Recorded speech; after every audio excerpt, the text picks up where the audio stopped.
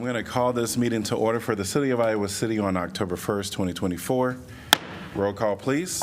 Alter. Here. Burgess. Dunn. Harmson. Here. Moe. Here. Saleh. Here. Teague. Here. Welcome to everyone in your City Hall and to anyone that is attending virtually. We have 4 proclamations today, so we're going to move on to item number 2. 2A is Community Planning Month, and this is going to be read by Councilor Moe. Whereas change is constant and affects all cities, towns, suburbs, counties, boroughs, townships, rural areas, and other places, and whereas community planning and plans can help manage this change in a way that provides better choices for how people work and live, and whereas community planning provides an opportunity for all residents to be meaningfully involved in making choices that determine the future of their community, and whereas the full benefits of planning requires public officials and residents who understand, support, and demand excellence in planning and plan implementation, and whereas the month of October is designated as National Community Planning Month throughout the United States of America and its territories, and whereas the American Planning Association endorses National Community Planning Month as an opportunity to highlight how planning is essential to addressing ongoing community needs and how planners can lead communities to equitable and sustainable futures. And whereas the celebration of National Community Planning Month gives us opportunity to publicly recognize the participation and dedication of the members of the planning commissions and other planners who have contributed their time and expertise to the improvement of the City of Iowa City. And whereas we recognize the many valuable contributions made by professional urban planners of the City of Iowa City, Iowa, and extend our heartfelt thanks for the continued commitment to public service by these professionals.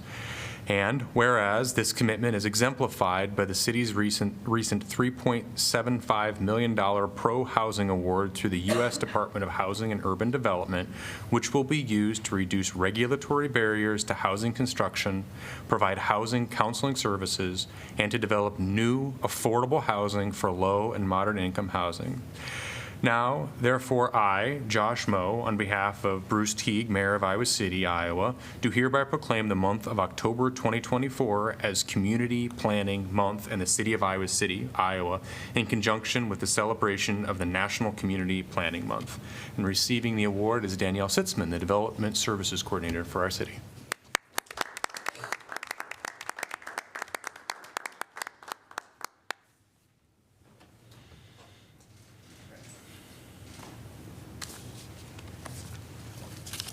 Good evening, Mayor and Council. Danielle Sitzman. I just want to say thank you so much for this recognition during Community Planning Month. It is an honor to accept this on behalf of the dedicated planners, community members, and leaders who come together every day to shape the future of our neighborhoods. Planning is about more than maps and zoning, even though it doesn't always feel that way when we gather here. It's about building communities, fostering sustainability, and ensuring that our city remains a vibrant, inclusive place for all. This month is a reminder of the impact that thoughtful, inclusive planning can have on the well-being of our communities. Thank you to the City Council and everyone involved for supporting this vital work. Planning turns vision into action, leading us toward a just and inclusive future. Great. Thank you.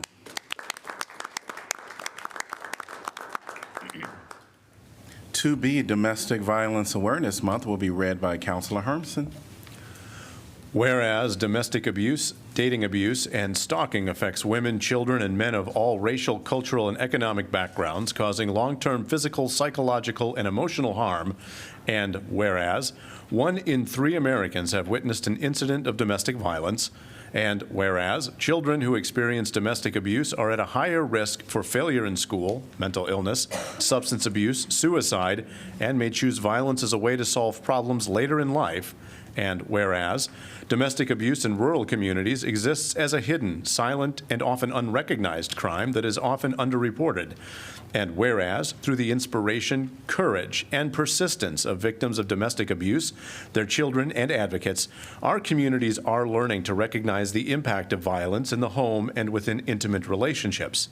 And whereas DVIP, or VAP, have worked to end violence and abuse in intimate relationships for more than 45 years through the collaborative partnerships of advocates, volunteers, local municipalities, criminal justice, health and human services, faith communities, business leaders, and private citizens.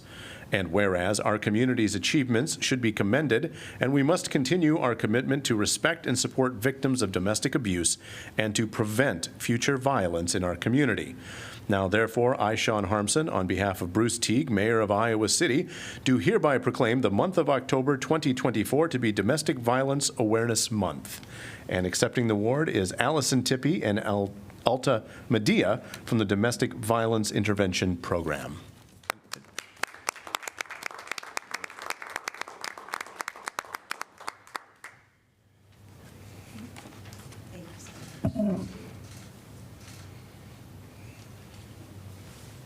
Thank you, Mayor and Council. My name's Allison Tippie, and I'm here tonight representing the Domestic Violence Intervention Program and the Rape Victim Advocacy Program. As of today, actually, we are officially merged as two programs. We are now doing sexual assault services in addition to domestic violence services. We are in a time of great change for our agency. We are opening the doors to our new emergency shelter in the next few weeks here, which is extremely exciting. We will be doubling our capacity to house victim survivors in emergency shelter and also be able to expand what we're doing with emergency sheltering to allow victims of sexual assault to be a part of our sheltering program.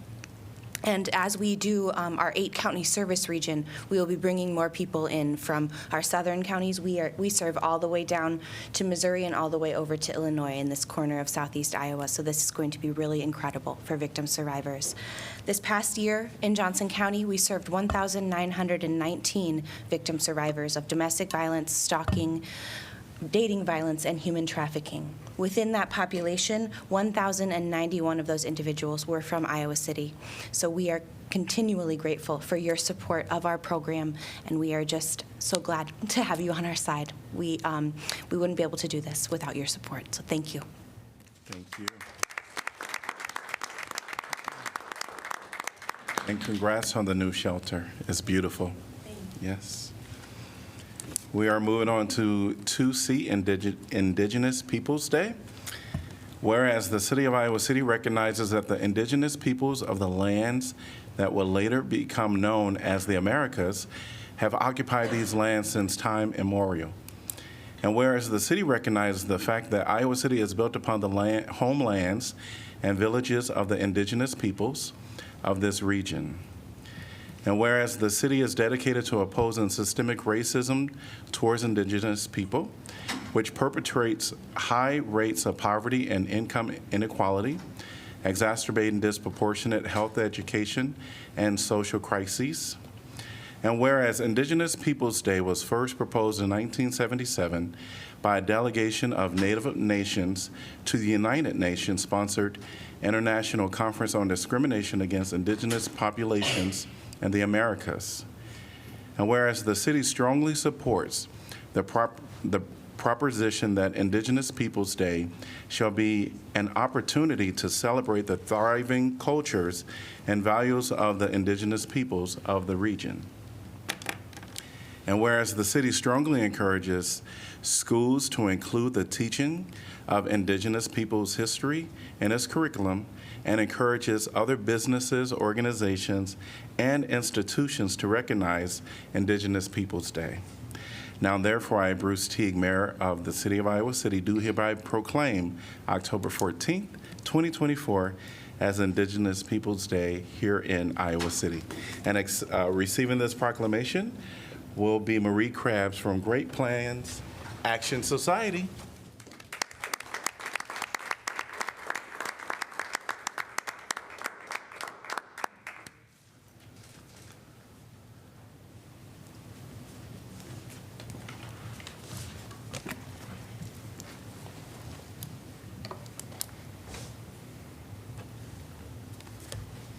All right. First, I just want to say thank you to Iowa City.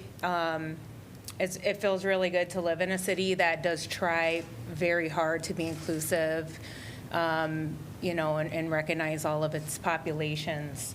So thank you for that.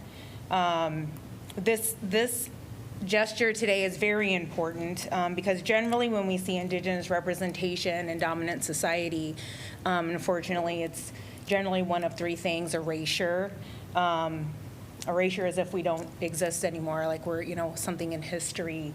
And erasure so deep that sadly some of our ancestors learned to erase themselves. We also see the romanticized version of us as, the sacred shaman, or of course the tokenized mascot. So generally we're seeing those things in dominant society. I'm here accepting this to represent that we are still here. We're not mystical creatures or human beings, and we're definitely not a mascot. Again, we're human beings. Yesterday was Orange Shirt Day. That's a day to honor the many children who were murdered and died at the boarding schools during the boarding school era in United States history. At one point, up to 85% of our children were stolen away. Many did not make it home. The ones that did, a lot of them, unfortunately, were pretty traumatized. Yesterday, I saw a woman share her relative's boarding school record, and by the name of her relative, it said ran. The relative had ran. And it was in that successful act of defiance that allowed her to come onto this earth. So I want to honor our ancestors who literally risked their lives to allow us ours. The ones that risked their lives to keep our traditions and our teachings alive, because those were illegal too, for until 1978, the year that I was born. I want to honor the people who are currently working to revitalize our cultures, who are learning our languages, things that were lost through that boarding school era. And it's because of all of these countless sacrifices that we're here today able to celebrate Indigenous Peoples Day. I'm so honored to accept this proclamation. I'm honored to be here. Again, I just want to thank the city. I want to thank the city of Iowa City, our allies, our community supporters, and all the amazing people who showed up today. And just one last note, I learned today that Joe Coulter passed away. He's a prominent member of the Indigenous community here in Iowa City. He started the Iowa First Nations program many, many years ago. He was one of my professors when I came here as a baby at 18, one of my only Indigenous professors. So I just wanted to honor his name today. And again, thank you. Thank you.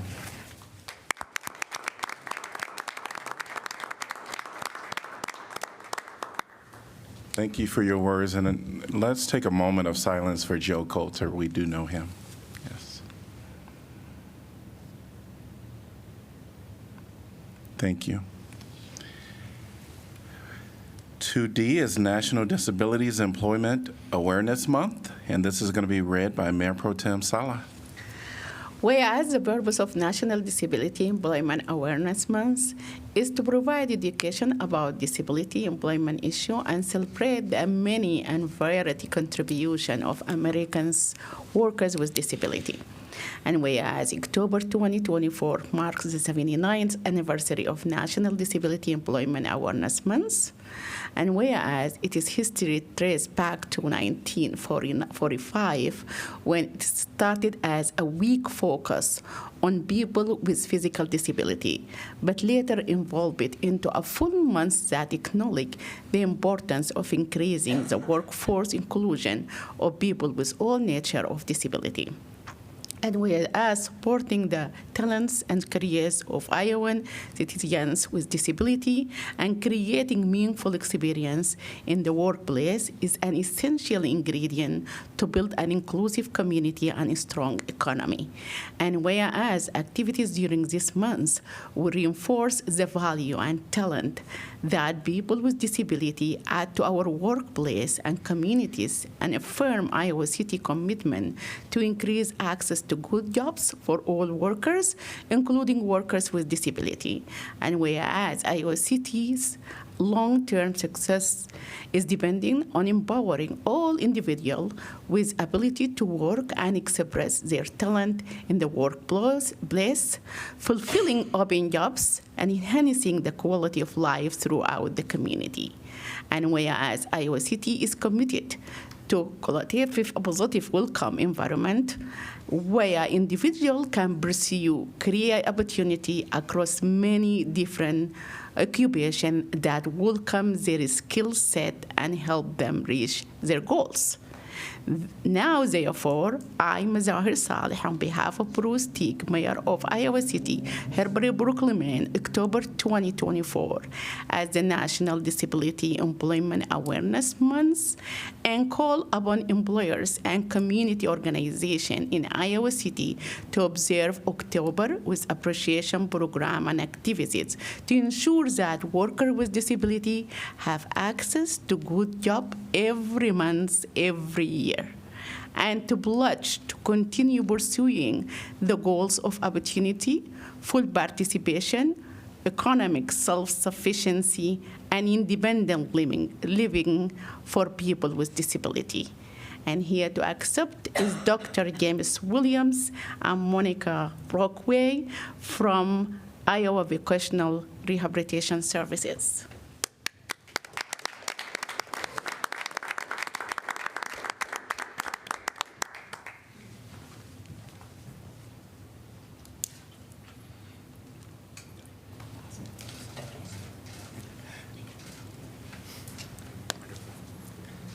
Thank you so much, City Council and Mayor. On behalf of Iowa Workforce Development's VR division and my colleague, Director Beth Townsend, I want to thank all of you for this proclamation and for recognizing that people with disabilities are not just valuable members of our community that can contribute, but they're also valuable workers and Iowans that bring something to the table every day in their lives. I have the amazing privilege of representing an agency that has 250 staff across 13 offices that serves individuals with disabilities every day and helps them obtain competitive integrated employment. It's a dream job. I tell people that all the time. I couldn't do anything else if I couldn't imagine it. I couldn't imagine doing anything more valuable. So just want to thank you for that work. Obviously, I believe that every day and every month is Disability Employment Awareness Month, but certainly this month is when we recognize it and really want to push it forward. My colleague, Monica Brockway, is our supervisor for our Iowa City office, is now going to read a poem that she created to close us out. Thank you. Thank you. Thank you, James. Yes. Mayor and Council. It's not the fact that we care that sets Iowa City apart. It's the action we take. Collaboration is an art. Disability inclusion and employment allows us all to agree that all have the right to explore what our dream job could be. Let's allow competitive integrated employment to take center stage.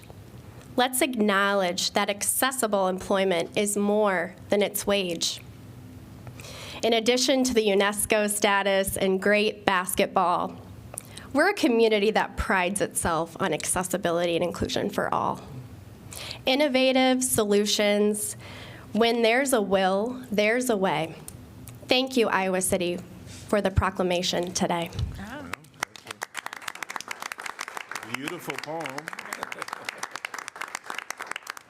Great. Thank you both. And thanks to everybody that came for the proclamations.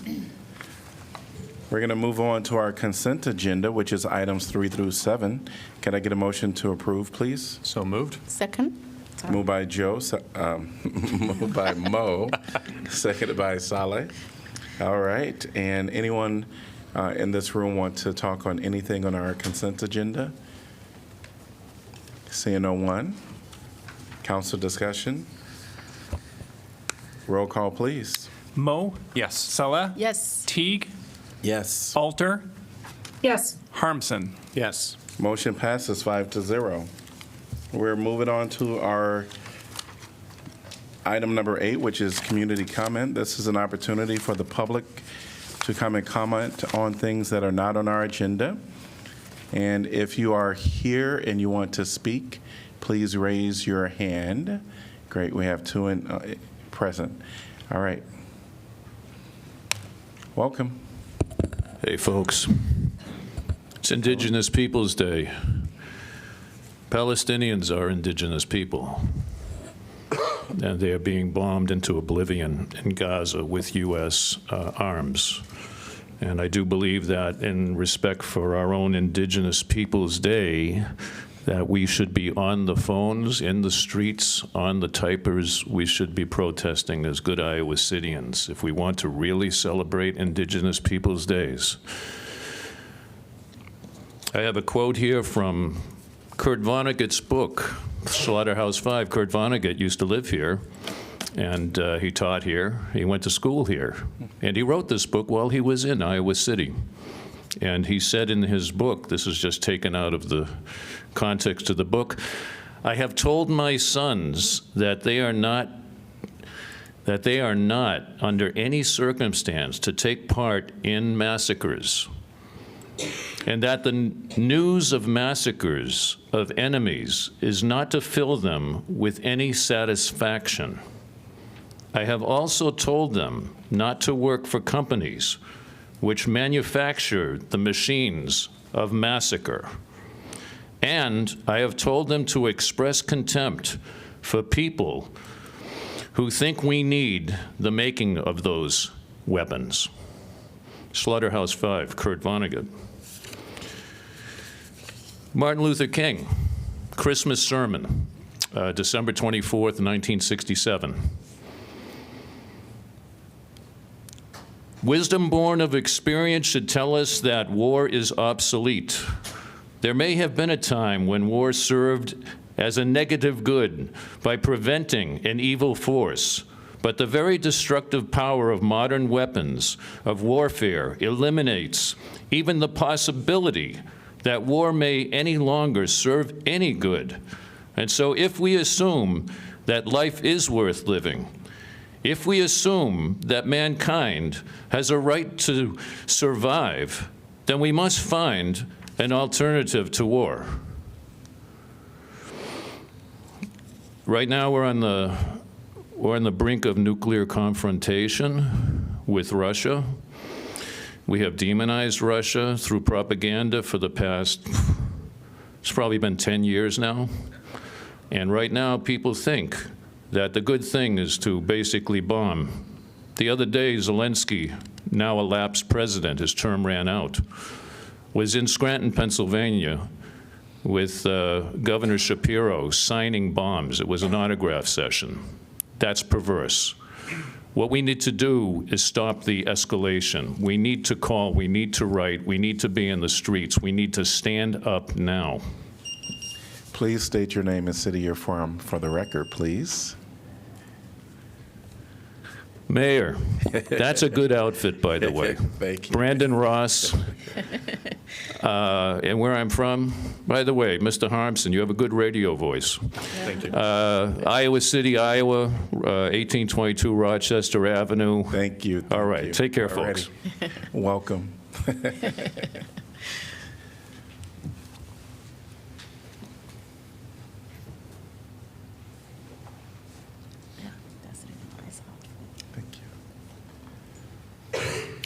Good evening. Martha Norbeck, Iowa City, Iowa. I am here tonight to follow up on some conversations we had earlier this summer. I came before you several times regarding the TIF language. There's some updates to the TIF climate action section of the text of the TIF policy. And that was passed on September 3rd. I was heading off to vacation and managed to read the draft text, and I was like, oh, that looks good. And so I was able to enjoy my vacation knowing that the updates were solid. And what I really like about the change is it clearly states your intent and your goals and your ambitions, but also allows flexibility within that text and the way it was phrased. And thank you, Councilman Moe, for making that flexibility integral into those words. That was well done. And this leads me to my favorite LEED credit. So when they updated LEED to what's called LEED V4, which is the version that's currently in force, they added a new credit called the Integrative Process Credit. And this is the credit that if you want to earn it, you have to start at the very beginning of your project. At the very beginning, you set goals and you communicate your intent. What do we want to accomplish here? What are we excited about? Is daylight really important to us? Is energy efficiency important? Is it important to reduce the embodied carbon of the materials we're using to build the building? Do we care about accessibility to transit? These are our goals, and these are the things that we're going to use to guide our design process. That is the Integrated Process Credit. It is the most powerful tool I have in executing LEED on every single project, because stating those intents up front help communicate to the entire team and your staff and everyone involved in the project. And that's what you've done with this TIF policy. You've communicated your intent, but allowed flexibility. That is good language. So thank you for doing that. I really appreciate you taking the time. I know you wanted to get that RFP out, but I am very glad you slowed down so that you could take that opportunity to be really clear in communicating your climate action goals, and I am excited to see what comes out of that RFP process. So thank you. Thank you. All right, we're going to move on to planning and zoning matters. 9A is zoning code amendment, tobacco sales-oriented retail uses. This is an ordinance amending Title 14 and Title Zoning Code to address tobacco sales-oriented retail uses. I'm going to open the public hearing, and I'm going to invite our city attorney to start us off. Thank you, Mayor. Against my better judgment, I'm going to go to the podium and present a very short PowerPoint presentation. Great. All right.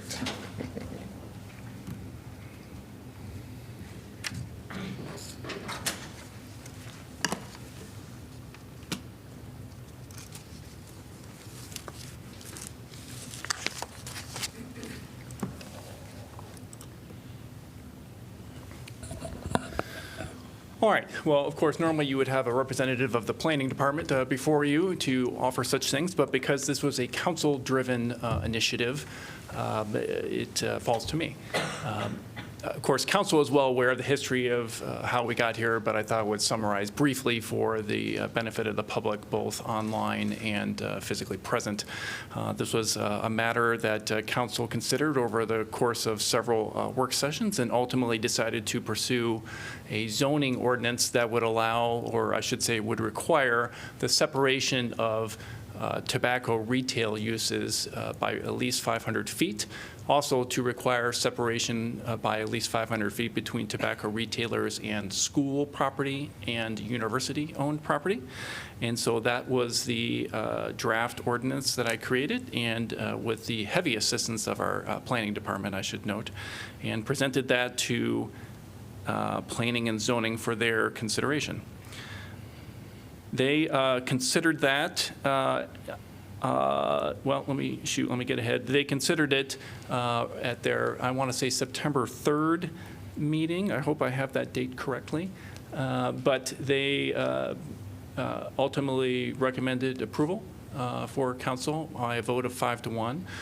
The concerns that were raised were twofold. One, the absence of a special exception availability. That is, it's a pretty strict ordinance. Either you meet the requirements or you do not.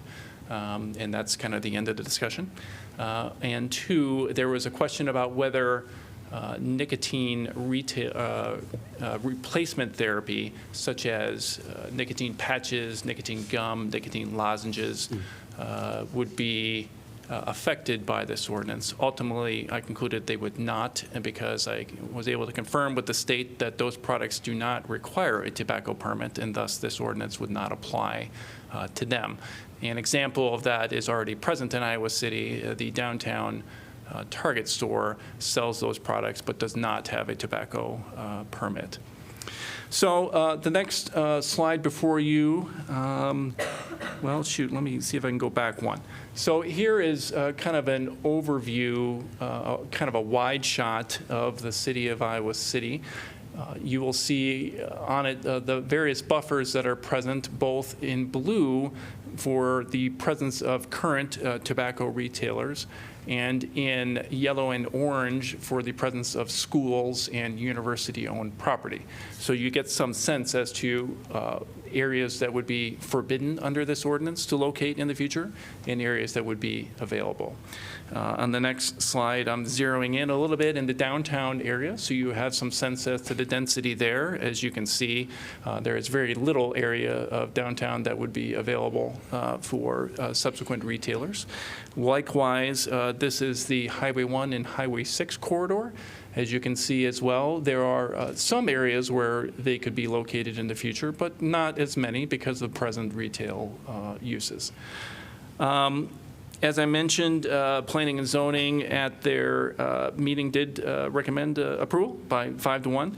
I should also note that we made one technical change, that is change number 8 in the ordinance, to make sure that the grandfather rights that were discussed elsewhere in the ordinance did not fall under the default provisions of the zoning code that would call for grandfather rights to elapse after 1 year.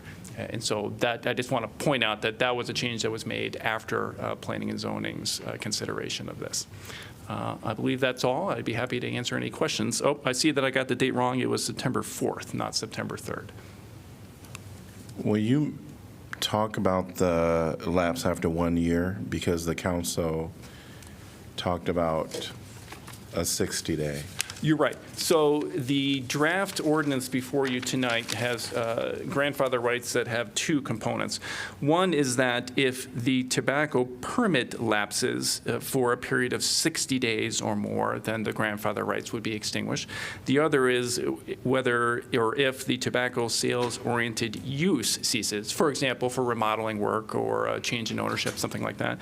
That's 90 days. I should note there are a couple of other reasons for which grandfather rights would be extinguished. The first is if the tobacco permit is revoked. The last is if there has been a change of use. That is, a current tobacco retailer, becomes a clothing store. Well, as soon as that happens, that grandfather right would be extinguished. Okay, thanks. Sure.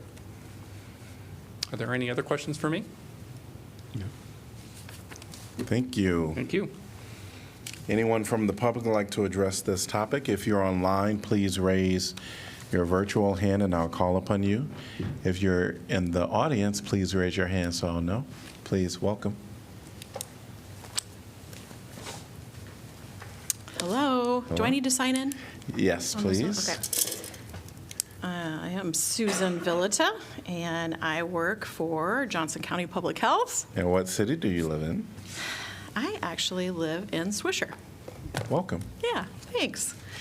I want to commend local business owners and the council for recognizing the abundance of tobacco retailers in Iowa City, as was pointed out on the map, and issuing a moratorium on new licenses to sort of collect, what can we do about this issue, with always keeping public health as a main concern. The amount of retailers and accompanying and advertising makes tobacco and nicotine use seem really normal and socially acceptable.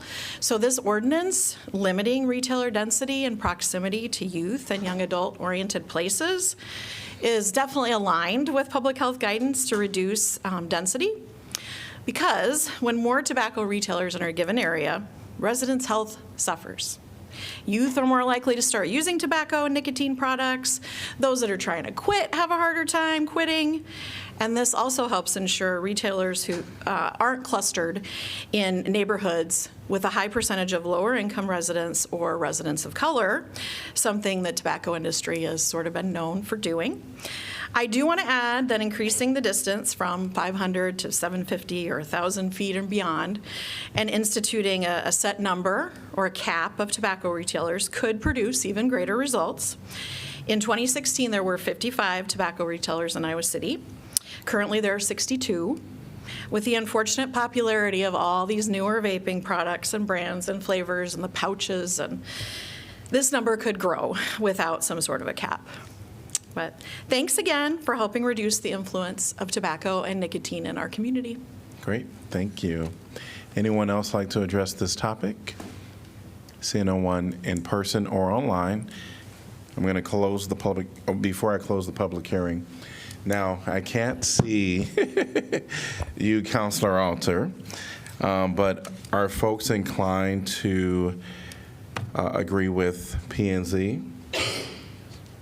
And Councilor Alter, I'm going to need your verbal. I unmuted, and yes, I agree with P&Z. Great. All right. I'm going to close the public hearing. Could I get a motion to give first consideration? Move, Saleh. Second, Mo. All right. Council discussion. What are our requirements with a zoning issue with a less than full council? A good question. So because it's an ordinance, and this is the same is true of resolutions, a majority of all council members are required. So 4. If it is a motion, which is not this, but later tonight, if you encounter a motion, only a majority of those present would be required. 3. Thank you. Okay. Well, from my point of view, this is what we asked for and what we've been talking about for the better part of the year. And I know that the public health experts want more, but I think we've struck a reasonable balance here. We're all aware that there's clustering, and they're clustering near youth. And so this is at least one tool we have to help that. So I will vote for this. Yeah, I agree too, because this is initiated by us, I think, and we talked about it a lot. So I'm going to vote yes for it. Yeah, everything that's just been said, I echo that, and it's a public health concern, and I think it's reasonable to keep the clustering from becoming even more concentrated and to keep away from schools. So I agree. All right. So I think it is absolutely a public health, as we heard from Susan, concern in our community. Vaping is something that we're seeing everywhere. People do it inside buildings when they're not supposed to. It is a huge concern. I still have the one concern about the ceasing of sales if a business is closed or not selling tobacco for 90 days. We see right now there's a grocery, it used to be Come and Go, right there by Mormon Track and Benton.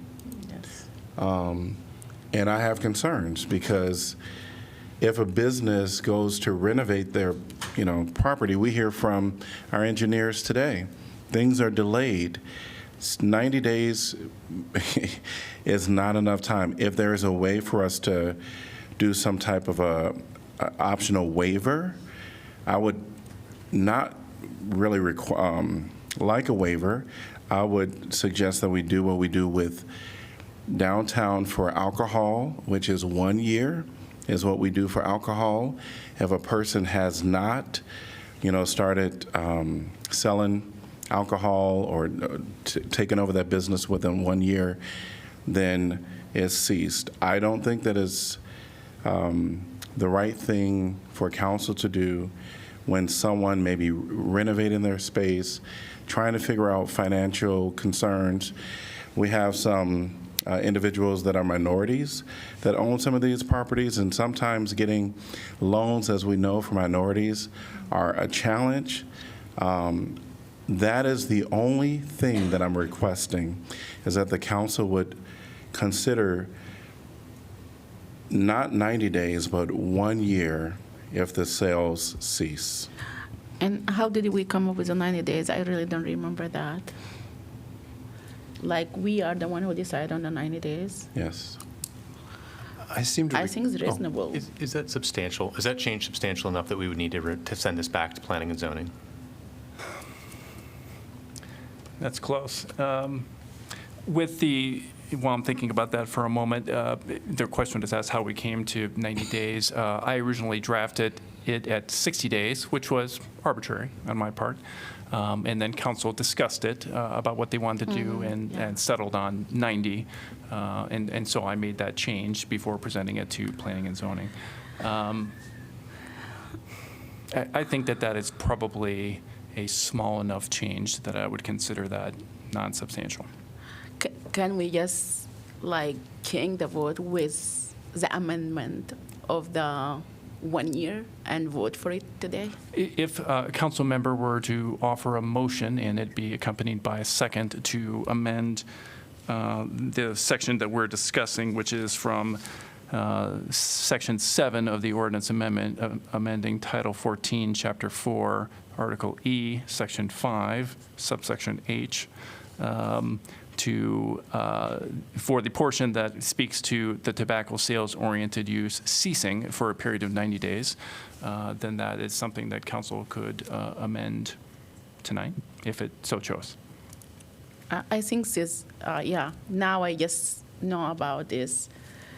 I think this makes sense to change it and make it the same thing like the alcoholic, like 1 year. That's what will be my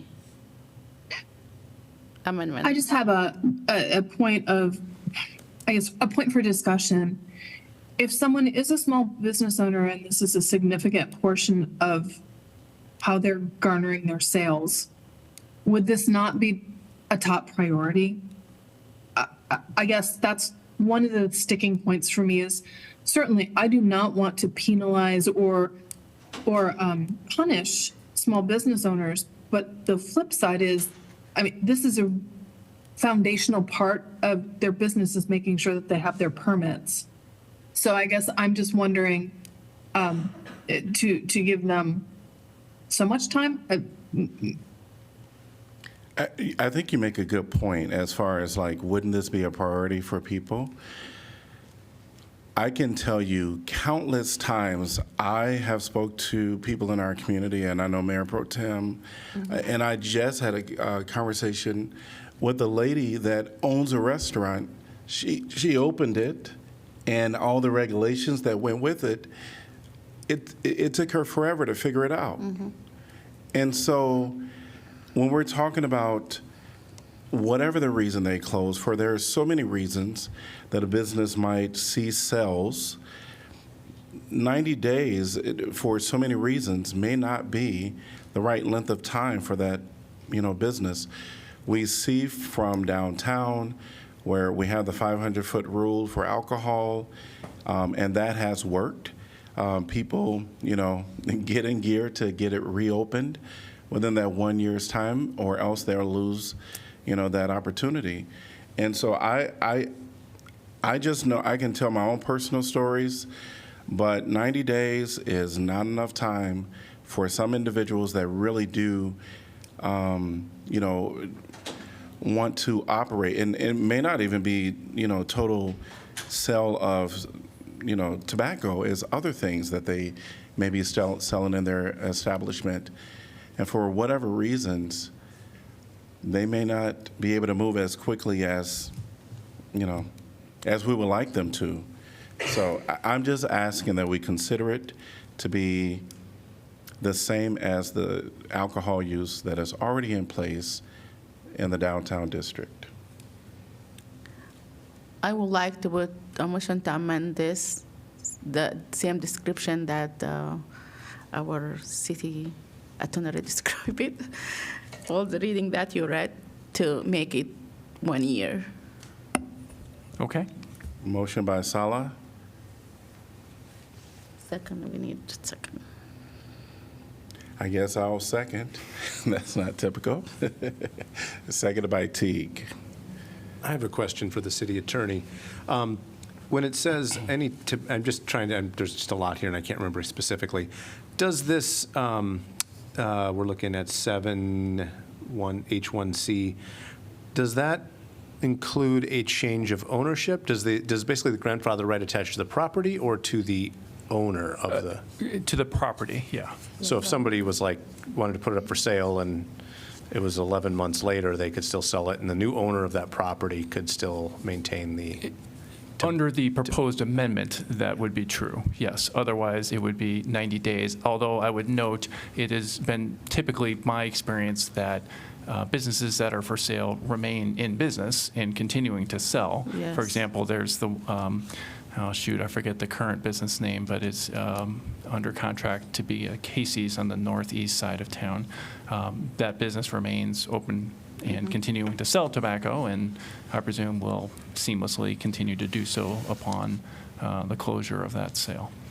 Hypothetical, I sell, I'm a clothing store. I buy a former tobacco shop. I set up clothing. 11 months later, I decide I want to start selling cigarettes along with my dresses and jeans and shirts. Is that allowable? Well, if you... Do you see what I'm going? I think so, but if you are not a tobacco retail licensee or permittee to begin with, then there would be no grandfather rights to protect. That answers my question. Yeah. Thank you. But yeah, if you have it already, yes, you want to wait 1 year until you operate for some reason. Right, if I can change your hypothetical just a little bit, if it is currently a tobacco permittee and then they change to sell T-shirts, to use your example, that would be a change of use under 7H1D, and then the grandfather rights would be immediately eliminated. Perfect. Thank you for that clarification.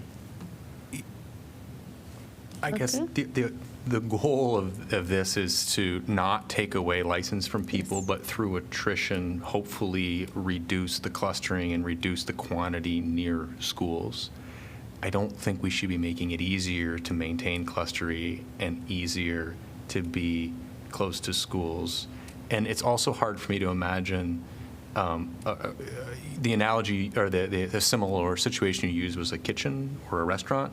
That's very complicated. Public health has to come. They have to inspect your kitchen. Kitchen equipment's expensive with long lead times is very expensive. Tobacco retailing is just a space.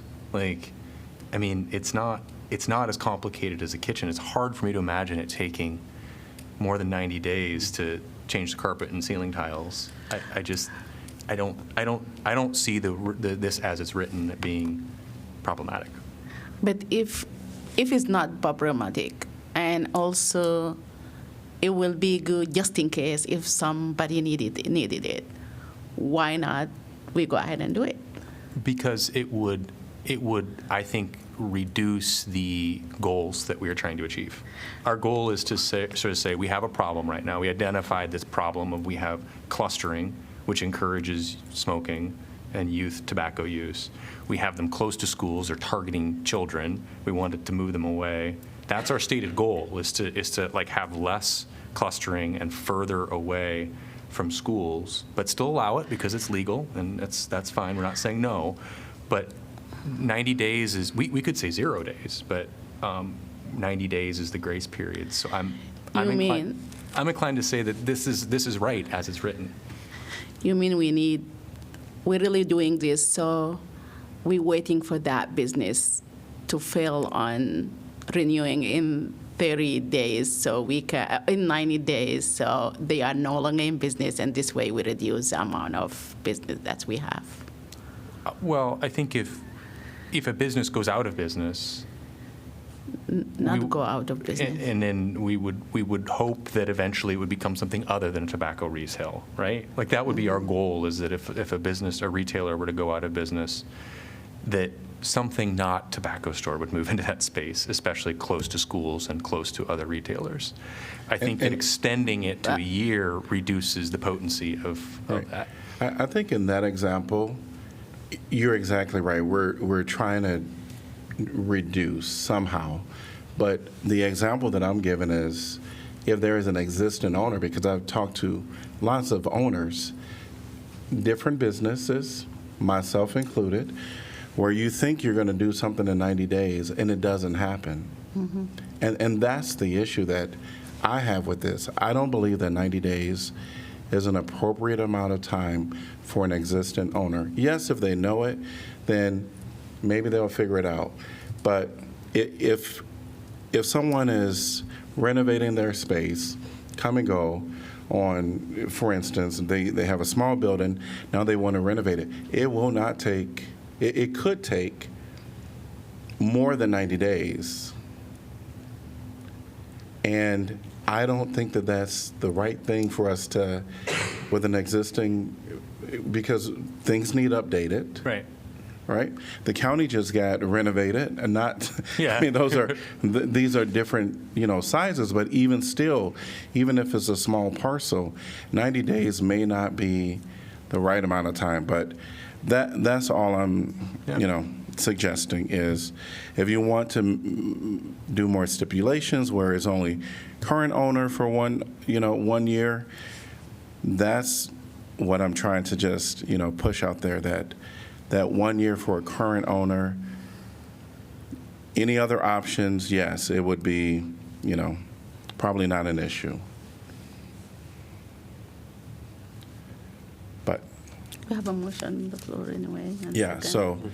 so there's a motion and a second. Any other discussions? Just one thing I would add, I'm agnostic on the Sure. motion, but remember that council, has imposed previously the 1 year for alcohol. That's been in effect for years and years. And there was a good reason to make an exception downtown in the Tailwinds project that was located there. And so there was amendment that was made to accommodate that. The same thing could be true. Now, of course, that would be up to a future council. And to how many decide. people were pissed off about that? I can't And recall. continue to come to us about that. Yeah. Okay, fair enough. So before we go to vote, is this appropriate for me to, we're not done with the discussion, correct? No, Discussing not. the amendment. Okay. I guess I was going to say, I asked the question about wouldn't this, therefore knowing the time limit, would that not become a priority? I recognize that I asked that. However, I do understand, I am all in favor of making things as not just transparent, but kind of clear as possible in terms of logic. And while my heart still says, I think that if your business depends on having a tobacco license and you have been in business as someone who can sell tobacco, you would make it a priority. So in my heart, I say 3 months is fine, but I am willing to say, based on the fact that there is a 1 year provision for liquor licenses, I can certainly see that. If there were not that, I would not be in favor of this at all, because I still feel that the people, if their livelihood depends on them being able to sell tobacco, then that becomes top of the list as the same thing as renovating their HVAC. But I just want to say I understand the logic of having it be clear across the board as far as what the grace periods are. So I just wanted to throw that out there. Any other discussion? Roll call, please. We are voting. Just so we're clear. This is voted on the amendment of number 7 from 90 days to 1 year. Correct. Item number C. Right. Sella, Yes. Teague, Yes. Alter, Yes. Harmson, No. Mo. No. Motion fails. Actually, Passes. because it's a passed. motion, it passes It passes with with 3. three. Yes. With the current council, the majority of the current council. Right, because that's a motion to amend, Okay. and motions require a majority of Got it. council members present, so that passes. Got it. Now, having amended it to 1 year, you are returning to the original motion to pass the ordinance that requires 4 votes to pass. Got it. Understood. All right. So I stand corrected. Motion passes 3-2. So we're back to the original motion with the amendment and council discussion. Let's vote. Yeah, we'll finish. I don't have anything more, Mr. Mayor. All right. Roll call, please. Teague, Yes. Alter, Yes. Harmson, Yes. Mo. Yes. Sella. Yes. Motion passes 5-0. We are, can I get a motion to accept correspondence? So moved. Second? Moved by Mo, seconded by Salah. All in favor, say aye. Aye. Any Aye. opposed? Motion passes 5-0. All right, we're going to go to regular formal agenda items. We're at 10A, 2024 Iowa City Parks Improvement Project. Resolution approving project manual and estimate of the cost for the construction of the 2024 Iowa City Parks Improvement Project. establishing amount of bid security to accompany each bid, directing city clerk to post notice to bidders, and fixing time and place for receipt of bids. I'm going to open the public hearing. And welcome. Hi, Julie Seidel Johnson, Director of Parks and Recreation, here tonight to talk to you about 4 locations for this project, 4 more steps towards the completion of our 2017 Park Master Plan. We're getting towards the end. This is pretty exciting. These 4 projects had their public input meetings back on May 7th or 8th. They were held at the Robert A. Lee Rec Center. We had a good showing we did not do one for Calder Park, that's the trail project, but the other 3 parks had a nice turnout. We had opportunities for kids and families and adults to come in and give their input into playground choices and priorities for their park projects. We also did an online survey for 10 days after that, and I don't have the statistics with me tonight, but we had a very nice showing from all 3 locations, a nice cross-section of the community around each one. So the plans that we're showing to you tonight are based largely on that public input. The first location is the new park area, and that's on Shannon Drive in the very far west side of the community. Butts up next to City High, or I'm sorry, West High. Get my directions right here. West High. This is a new parkland that was recently came to us through Neighborhood Open Space Park dedication. The land had been developing for some time, but it took quite a while for us to actually get the dedication. It is one of the areas called out in the Park Master Plan is needing more active use recreation space, so this does this quite nicely. And then later on tonight, there's another agenda item for you to actually name this park, other than just the new park in Shannon Drive. The park will have a very small circular trail along with a playground and a small shelter, so no restrooms. We did at one point show a fire ring in this area. The neighborhood did not want that, so it's taken out. We did have some neighbors to the north that were a little concerned about the park development, so we were actually able earlier this summer to go in and plant a nice row of trees between the parkland and their properties to get prepared for the new active uses in this area. And this is the playground, small playground and swing that will be at this location. Okay. The next park on the west side is Brooklyn Park. This park was ready to celebrate its 100th anniversary this summer. We're going to hold off until and do the actual celebration once the new park equipment is in place. Had older playground equipment, some of the older playground equipment that we had in the city. So what we're recommending, and it also had some very, we felt serious accessibility concerns for having paved paths to get to the playground equipment. So the layout of the park does not really change. We're getting a new playground equipment in basically the same location, but we're adding an accessible path to the area. The rest of the park has kind of a natural trail around it. That will stay the same. Has a nice connection through the south end. That will stay. And this is the playground equipment that's been chosen for Brooklyn Park. This is being paid for through neighborhood open space funds from some of the larger developments that have happened surrounding it. So we had enough in that district to pay for these park renovations. The next one is College Green Park. This is not a full renovation of the park. This is simply a renovation of the playground and the basketball court area, one of the most heavily used basketball courts that we know of in all of our park system.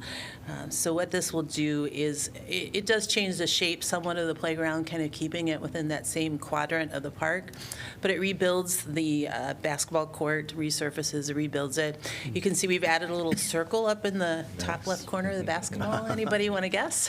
Caitlin Clark. Caitlin Clark's place of shooting will be up there, her sweet spot. And this will be the playground equipment that goes in at College Green Park. And the last site is at Calder Park. This used to be Hickory Trail Park. It was renamed a few years ago, just east of Hickory Hill Park, along Hickory Trail. Great little park, but as you can see, the distance of the playground and the shelter and the fire ring are quite a ways from Hickory Trail, and it's never had an accessible path to it.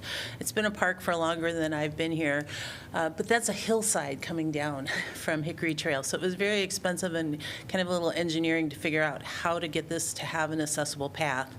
With the addition of the Monument Hills subdivision, there was an opportunity opportunity for them to build the trail to the east and cross the creek that's at the east side of this park. So this trail will then connect the Monument Hills subdivision all the way up into the rest of our trail system in Hickory Hills. So you can see it has a switchback, brings the trail down. We have actually changed it since this particular drawing. The drawing on the top left shows it going through the middle of the playground. We had some concerns from the neighbors when they saw that, and so it's been shifted a little bit to the right in the final plan, so it doesn't go right through the middle of the playground. Schedule a public hearing tonight. With your approval, we'll go out to bid. Construction will happen most likely in the early spring. The playground equipment has already all been purchased. 2 of the pieces are already in our yard at the Parks Maintenance Shop. So it'll be ready to go in the spring when we hit construction again.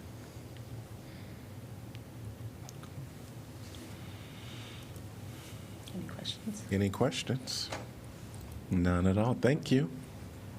All right. Anyone from the public like to address this topic? If you are online, please raise your virtual hand. Seeing no one in person or online, I'm going to close the public hearing. Can I get a motion to approve, please? So moved. Mo? Second, Alter. All right, council discussion.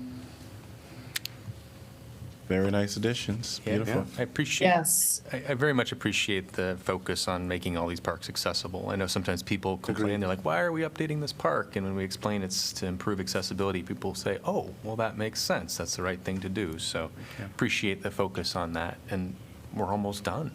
Well, we just started getting. All right. Roll call, please. Alter, Yes. Harmson, Yes. Mo, Yes. Sella, Yes. Teague. Yes, motion passes at 5-0. We're at item number 10B, Normandy Drive Storm Sewer Project, resolution approving project manual and estimate of cost for the construction of the Normandy Drive Storm Sewer Project, establishing the amount of bid security to accompany each bid, directing city clerk to post notice to bidders, and fixing time and place for receipt of bids. I'm going to open the public hearing, and welcome Scott. Good evening, Mayor and Council. Scott Silvers, Assistant City Engineer. So this project is located along Normandy Drive, just on the west side of Normandy Drive, approximately 500 feet north of the Ashton House. The improvements generally include replacement of a 54-inch by 36-inch corrugated metal storm sewer pipe that's in poor condition, and we'll be replacing it with two 36-inch reinforced concrete pipes.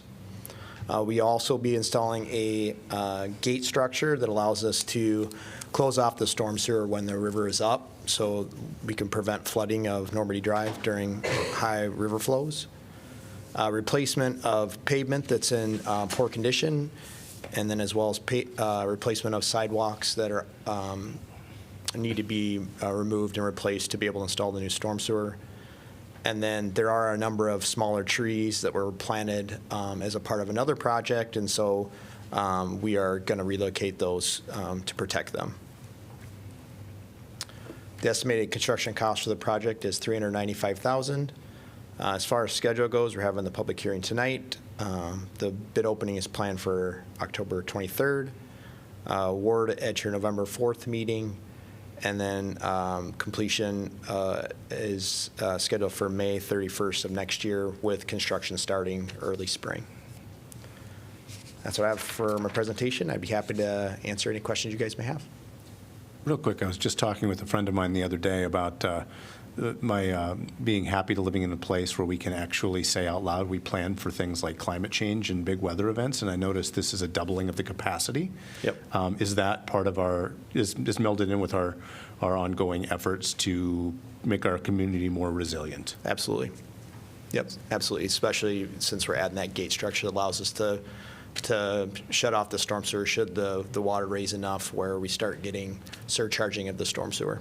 Okay, thank you. So this is a pipe that takes water from the street and discharges it into the river? Correct.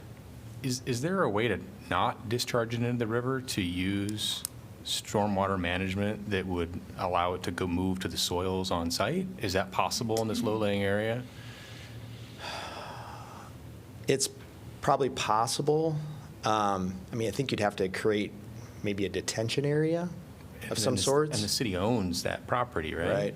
It's not very, I think there's, as far as the buyouts go, I think there's limited things that we can do with those properties, if I'm right. Can we go back a slide? Sure. Yeah, it's not very big. Just getting water to the river quickly used to be the right way to do Right, everything, and now right. there's a second way of thinking about it, is how do we slow it down and clean it up before it gets to the river? And I know that that's existing, but we're increasing the capacity to do that, as I understand. We are increasing the capacity to be able to handle the existing drainage that's there. So drainage is going to be getting there. It's just how quickly it will get there. And less flooding of the street, waiting for it to drain. Correct. Absolutely. So the same amount of flow, it's just how quickly is it going to get to the river? Right. I guess, yeah, I guess it would be, I know that we're at the very end of this process, but it would be nice to know that we're moving in a different direction on stormwater management.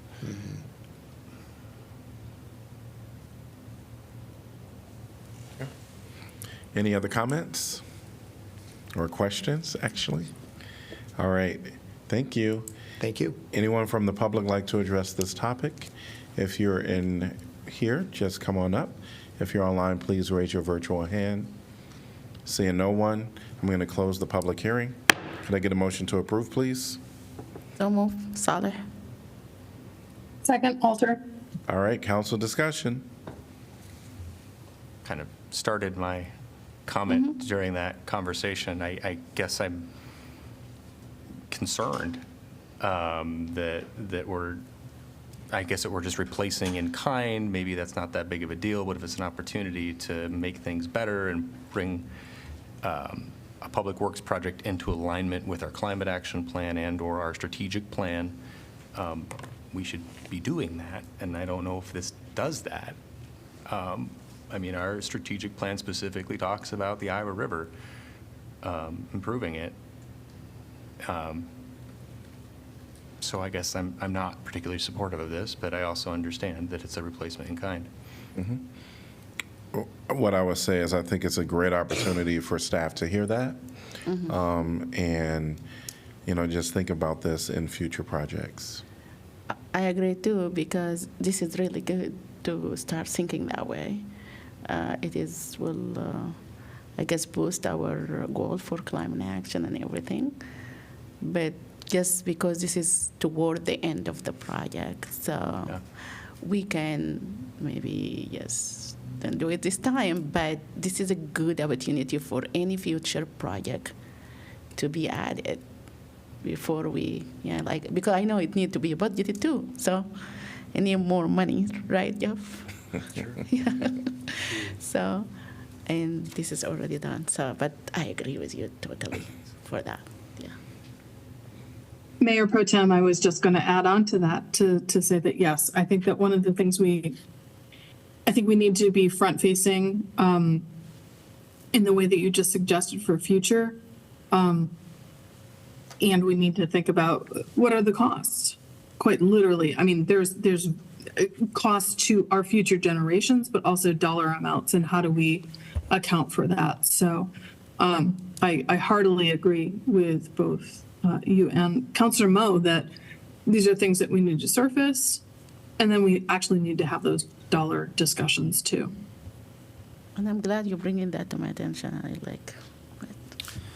I'll just add a couple of quick thoughts as you guys discuss this. I think the city's purchased over 100 homes in this neighborhood. So if you just rewind from pre-2008 flood to today, the amount of impervious surfacing in this neighborhood has drastically decreased, right? We've removed rooftops, we've removed driveways, sidewalks to front doors, and those sorts of things, which all contributed to runoff, which all contributed to flooding, water quality issues, et cetera. So we've invested, along with our state and federal partners, tens of millions of dollars to create more resiliency in this neighborhood, more green space in this neighborhood.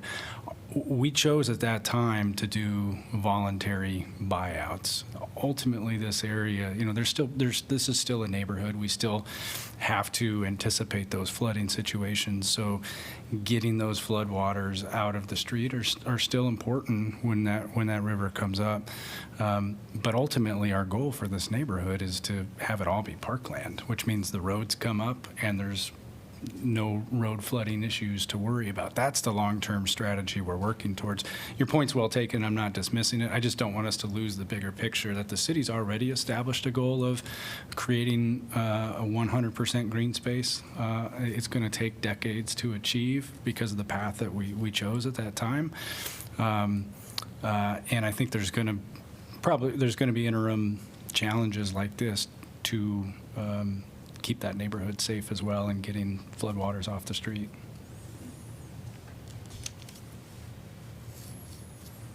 All right. Roll call, please. Harmson? Yes. Mo? No. Sella?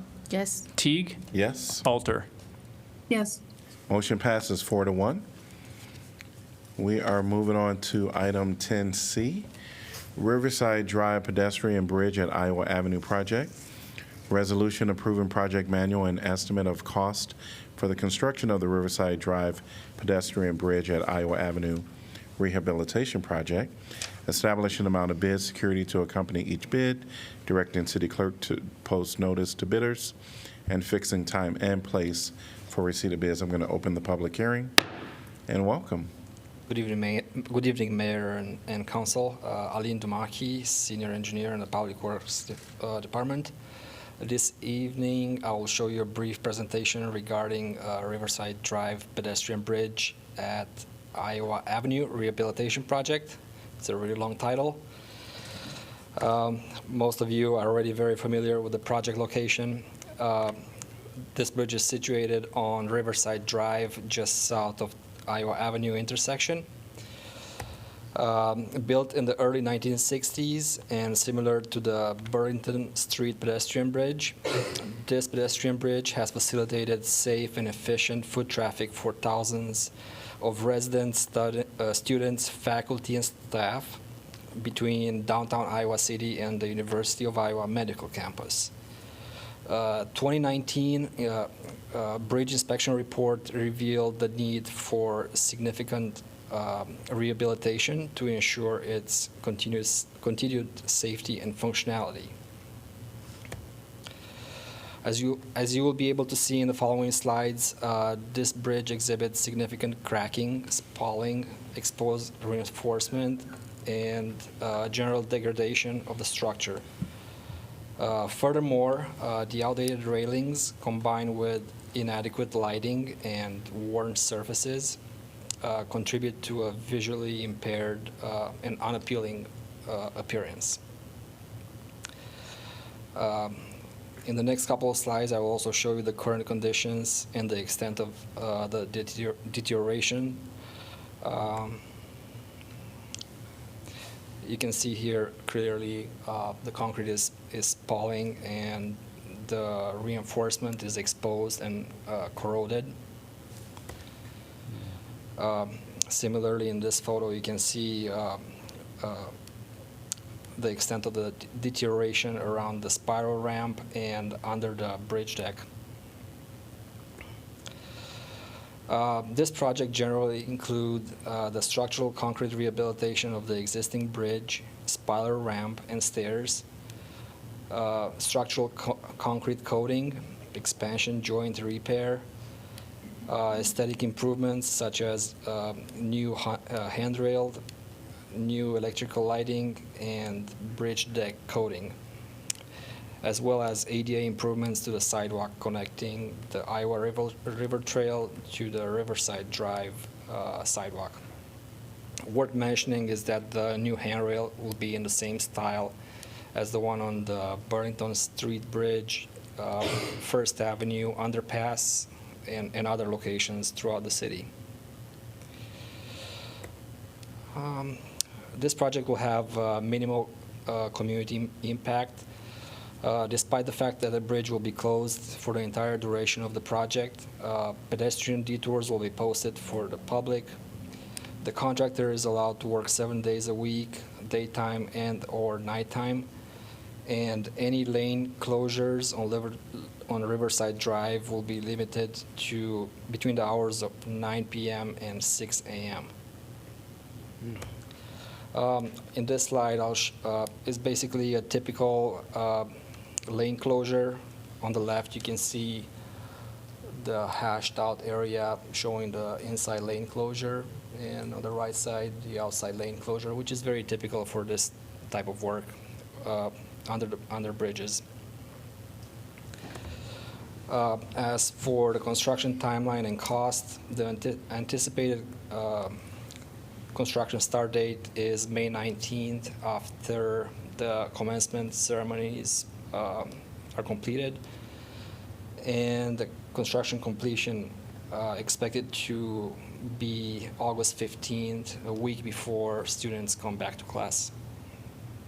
The estimated cost of construction is $1.3 million, and this cost is shared 3 ways due to the joint ownership of the bridge between Iowa DOT, University of Iowa, and City of Iowa City.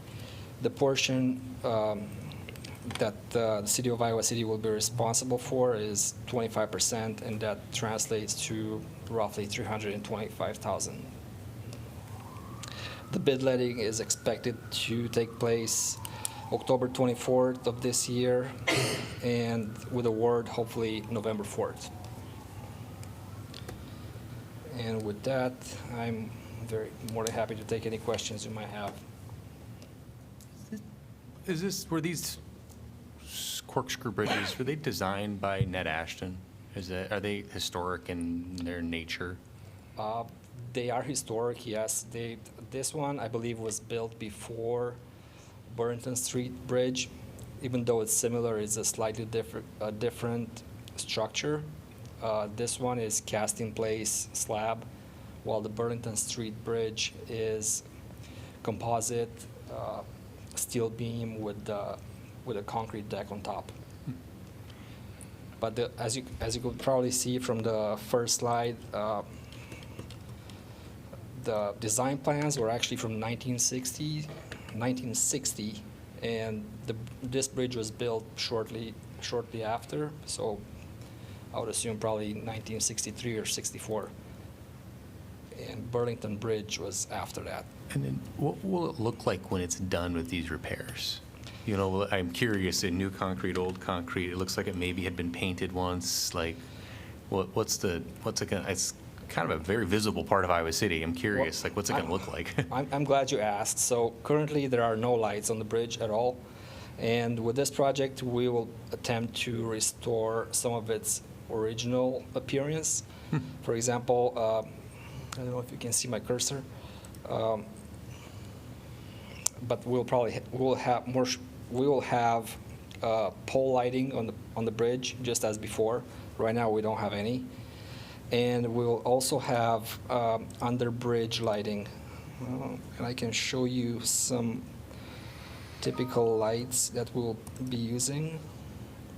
The top image is the flood lighting to be used in the spiral section of the bridge, and the bottom image is the pole luminaire that will go on the bridge deck itself.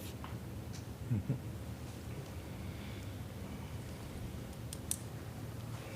Were you looking for some razzle dazzle? Scott Silver, Assistant City Engineer. I just also want to add that there is a coating that they're going to be applying on the bridge deck. So any areas that we're going to patch will all match in the end because we'll have that coating. That's what I was worried it was going to have a Frankenstein look at the end. No. So, As for the guardrail or handrail, it will look something similar to this one. The top one is from First Avenue underpass, and the bottom image is actually from the Burlington Street pedestrian bridge.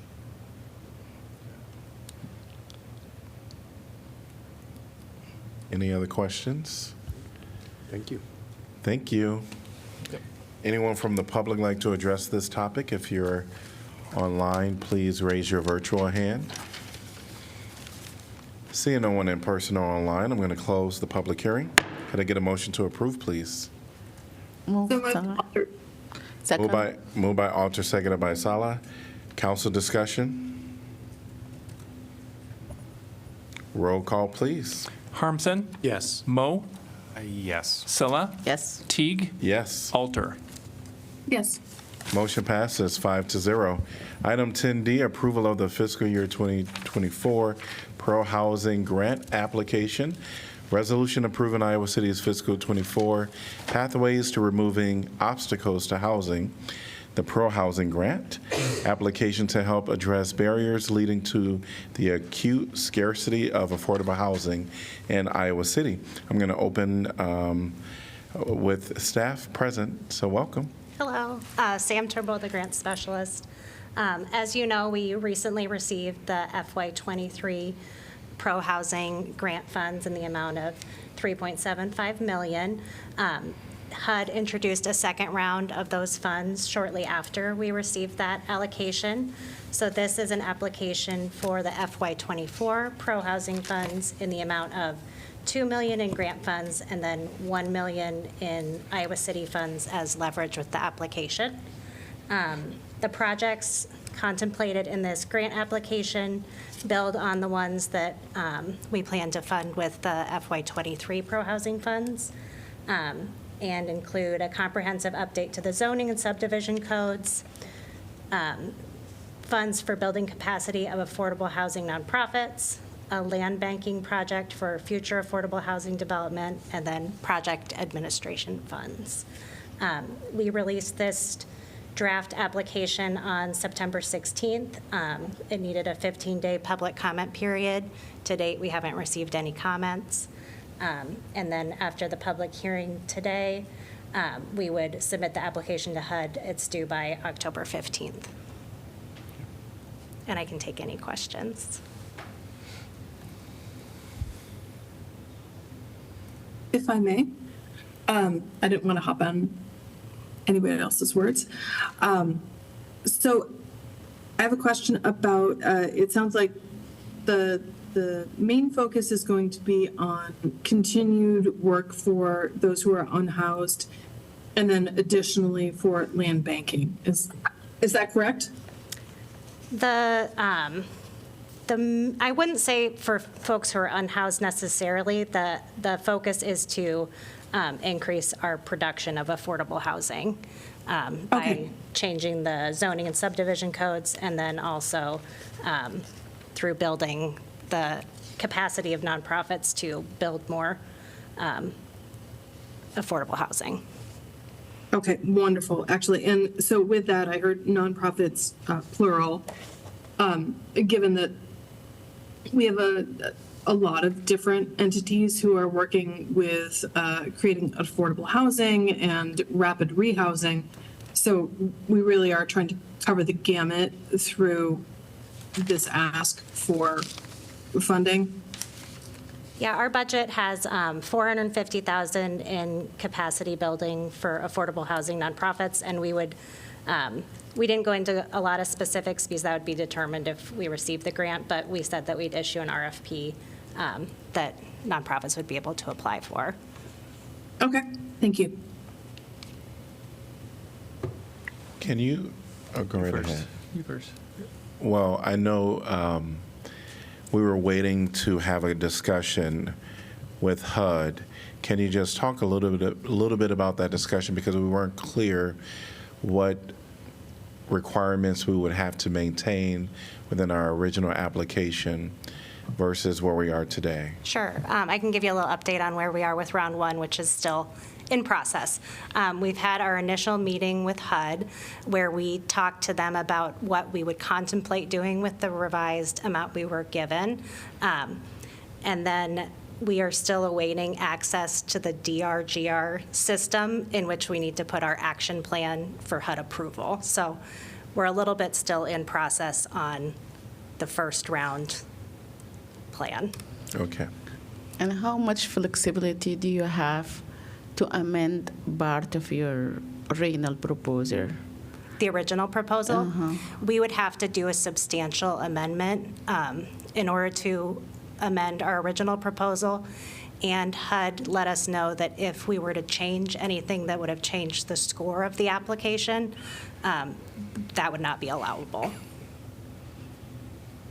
Does this grant support any, I guess, community education or outreach about the proposed zoning changes? Because I think that that's always the catch, is like planners can tell us, like, these are the things you ought to do to make zoning that allows more housing variety and option, but then when, if it's not, the public is not properly prepared for it, we get a lot of knee-jerk reaction sometimes. Is that part of this? Is Yeah, that baked was in? a significant portion of, I would say, and Kirk wrote the round one application, but there was a significant focus on community outreach around the zoning changes as they were made in round one, and we haven't gotten around to doing that part yet because we are still in the process of getting our action plan approved. The sooner we can get to yes in my backyard instead of not in my backyard, the better. And also my question is this also going to be appropriate time to bring, because I know if we want more affordable housing to be built, we should make it easier for some developer to do so. So we have a very restricted parking minimum, and now there is a trend in many cities, especially like cities like our size, they have that, they change their parking minimum requirement. Do you think this is appropriate time for us to talk about that? That's part of our round one application that was approved, and that's a line item that we intend to maintain in our action plan as a parking study to propose changes just for that purpose. That's good. Thank you. Here are no more questions. Thank you. Thank you. I'm going to open the public comment period. Is there anyone from the public that would like to address this topic? If you're online, please raise your virtual hand. See no one in person or online. I'm going to close the public comment period. And can I get a motion to approve, please? So moved. Second. All right. Moved by Mo, seconded by Sala. Council discussion. I'm happy we're applying. Yeah, keep up the good work. Yeah, thank you. And that we were invited to.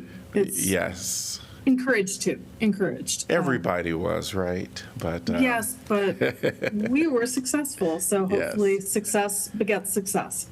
Yes. I do specifically like the opportunity for us to extend, should this be granted, to some of our housing champions out there that have been doing some great work in our community. So thanks for including them. And we heard a little bit of that when we received our pro-housing, our first grant, where there was some entities out there that would love to be a part of removing some of these obstacles for folks. So fingers crossed, toes crossed, we're going to get this. And also, I think I forget to ask this question, but we being seeing like when this start happening, like some people reach out to us and some immigrants reach out to us and say, hey, how can we benefit out of that? So do you think like you said, there is a portion of the grant, maybe you're going to open it for grant for organizations. Is that going to be something people can consider, or this is no? So Tracy Heishu, Director of Neighborhood Development Services, part of the grant was technical capacity to our nonprofits. Developing affordable housing is not easy to do. If you want to be an organization that gets to a point that they have the capacity to apply for federal funds, state funds, manage housing, you need the technical capacity to do so. So we have that $450,000, right? $450,000 in that budget, and then we take out for RFP for nonprofits who focus or who have a part of their mission is affordable housing to apply, and we get the technical capacity for them or the consultant to help them build up their capacity to do it. Then we have 1.7 million, 1.75? In land banking. So that way we'd have those funds, we can buy land, kind of like We had former opportunity funds bought the lot that DVIP later got the home art funds for. So we would have this so that nonprofits might have access to land. So as they're developing that capacity and opportunities come along, whether it's local, state, or federal funds, they'd be able to obtain the land, because it's really hard to parcel land together for affordable housing. And so we're hoping with this land banking fund that's there either for a city project or for one of the nonprofits to apply and. Yeah, and when you're talking about like building capacity, I know there is some like organization who already like have that capacity, and nobody like don't need like more building capacity to apply for federal grant. But there is some organization already there. They have that capacity. They've been proven themselves. But in the other hand, there is also another number of other organization. At least it's like the people who reach out to us, they are not, for example, applied to this kind of things before. Do you think this is opportunity for them to apply for that grant to build capacity instead of to be ready to apply for federal grant to do affordable housing? It'd be to develop capacity for those organizations who focus or want to focus on affordable housing. Okay. And we'll have to develop if they RFP. want to focus from now on, not like they have done it before, or they don't have to have. They would just have some experience in affordable housing or experience of some. affordable housing. Most nonprofits will say in their mission about what their mission is, and usually a housing component will be in that mission. Yeah, sure. Thanks. And then the other last part is that to really build, we're doing the pro housing grant. One pays for the parking study. It pays for the comprehensive land use plan. The part 2 would pay for the zoning code, which is your mechanism to get you to that land use plan. So hopefully we get that portion as well. And we did score highly in the first round, and that's what Sam was talking about when they said that we scored so highly, so if we can change anything in the component and we wouldn't have got that score, then they would say no. That's true. Yeah, they like it like that. That's why they score very high. Yeah. Great. Thank you. Any other discussion? Roll call, please. Mo? Yes. Salah? Yes. Teague? Yes. Alter? Yes. Harmson? Yes. Motion passes 5-0. We're on item 10E, Kratom Ban. This is an ordinance amending Title VI entitled Public Health and Safety to create a new Chapter 11 entitled Kratom to prohibit its sale and distribution. This is the first consideration. Could I get a motion, please? So moved. Second. Moved by Mo, seconded by Salah. And we're going to ask our city attorney to get us started. Thank you, Mr. Mayor. Unlike the last item for which I presented, there are no maps for this one, and so I didn't see the need for a PowerPoint presentation and slides. Again, more for the benefit of the public than for council. As council is aware, this was a council-driven initiative, and so I drafted this ordinance consistent with the work sessions that we have had together with council. In the past, this one has received no changes. That is, no changes have been made to this draft ordinance since it was first put forth for your consideration. Great. Anyone from the public like to address this topic? Well, first, are there questions for Eric before I go there? All right. Hearing no questions, anyone from the public like to address this topic? If you're online. I am so sorry, Mayor. I couldn't get off mute. Oh, I just sure. want to confirm from the city attorney, if I may. Currently, there are no regulations or what have you about who and what age can buy Kratom. Is that correct? It's not regular. It's not 18 and over. It's anyone can. They can walk into a smoke shop, even if you're 12 years old, and buy this. Is that correct? That is my understanding, that there is neither local ordinances that would affect that nor state regulations at present. And you know nothing of any state upcoming? Any discussions? Is this on anyone's radar? I know that Councilor Mo has also been diving into this, but I'm just putting this public. Right. I have heard from Councilor Mo that there has been some consideration at the state legislative level. I have no independent information beyond that. Okay, thank you. Great. All right, if no other questions for the attorney, we're going to go to the public. If you're online, please raise your virtual hand. And if you're present, if you can raise your hand. Seeing no one in the room, we're going to go to Mac, followed by Kevin. Welcome. Thank you very much. My name is Mac Haddo. I'm the Senior Fellow in Public Policy with the American Kratom Association. We represent consumers, the almost 20 million American consumers that consume Kratom regularly. We support regulations. We do not support bans because that would prevent people from having access to Kratom that is responsibly and safely manufactured and properly labeled. The kinds of regulations that we promote have now been passed in 13 states. It is clear that the FDA does not like Kratom. They don't like any dietary supplement for that matter, and that's been evidenced in the legislative history of the FDA's tension with the dietary and botanical supplement industry. But we know that even the FDA's own studies that were recently completed and announced in February of this year that Kratom is well tolerated at all dose levels. So the challenge for local governments and state governments is to do what the 13 states have already done, and Iowa will be on our target list for 2025 to make sure that Kratom is manufactured properly, that it's labeled properly, that it is not super enhanced, that it's not adulterated, and that it is age limited. And labeling is critically important. At the local level, we support efforts that would restrict the access of minors, obviously, to Kratom products. That could include putting them behind the counter. We also obviously support the strict age limitation verification to make sure that the individuals who purchase Kratom products are, in fact, 18 and over or 21 and over, depending on the jurisdiction's choice about the age limitation. But most important is that there are people who's finding that Kratom helps them with acute and chronic pain issues. We have veterans who swear that it saved their lives. And we have documented evidence and good research that's been done that documents that Kratom can be a lifeline for people that are struggling with opioid addictions. And that's the critical part and support that we receive from the National Institutes on Drug Abuse.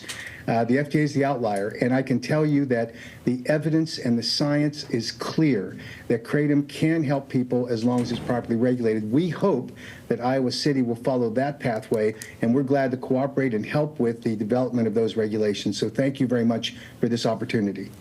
Thank you.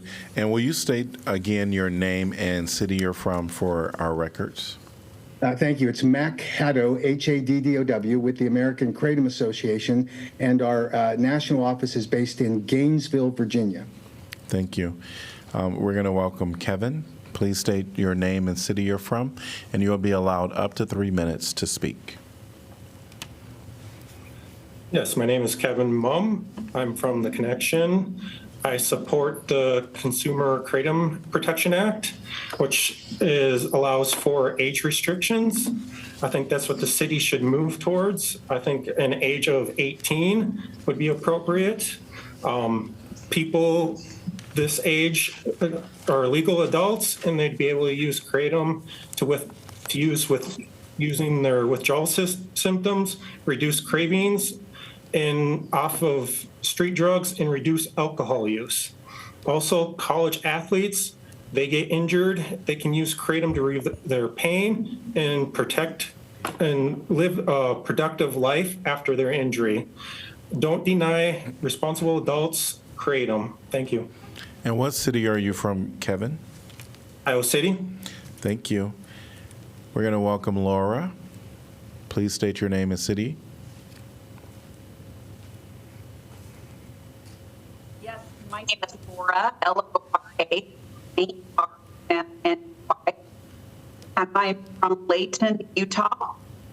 And I am calling in support of the ability to keep Kratom legal, especially for patients like myself. I am a chronic pain patient of 13 years. I have a rare condition called trigeminal neuralgia. And this is especially important to me because I actually have a close friend who actually introduced Kratom to me that lives in Iowa. And he's been extremely vocal in the support of keeping Kratom legal. And also, you know, we want it regulated as well. We want to be able to access this to control pain. I'm a responsible user. I am excited to tell you that I'm basically off opiates completely and able to use Kratom as an alternative, whereas before I was on multiple opiate doses per day. It has given me the ability to control my pain and not make myself altered in any way so that I can regain life again. And like Mac Haddo said, which by the way, I help volunteer for their organization and advocate for them as well. It's true. It has really saved the lives of many, including myself. And I know that I speak for thousands and thousands of patients out there, just like myself, who rely on Kratom to be able to control their pain, especially in an atmosphere where the opiate epidemic is a real concern to many. If a substance like Kratom were to be banned, this would affect patients like me, and again, many in Iowa City and such around that really do rely on this plant supplement. Thank you. Anyone else like to address this topic? Please, welcome. And there's a sign-in sheet there.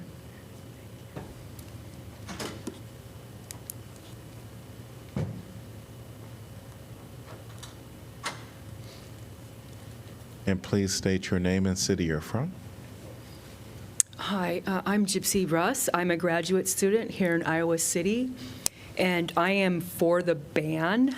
The reason why I say this is because I have witnessed more than one person who was of legal age of 18 become a completely different person, and maybe I would say they were just completely into outer space within a matter of a couple of seconds, and they were not the same person for at least 24 hours afterwards. I think there are some legitimate uses for pain, but you just never know. I just think the ban is a good thing, and I've seen it firsthand, just witnessed it. You know, not lately, but you just never know. It's very hard to regulate the manufacture of it, so I'm strongly for the ban. Thanks. Thank you. Anyone else like to address this topic? Seeing no one in person or online, we're going to close the public discussion and move on to council discussion. Yeah, I think, I want to thank Councilor Dunn for bringing this to our attention. It wasn't something that was on my radar in any big way other than seeing the signs around.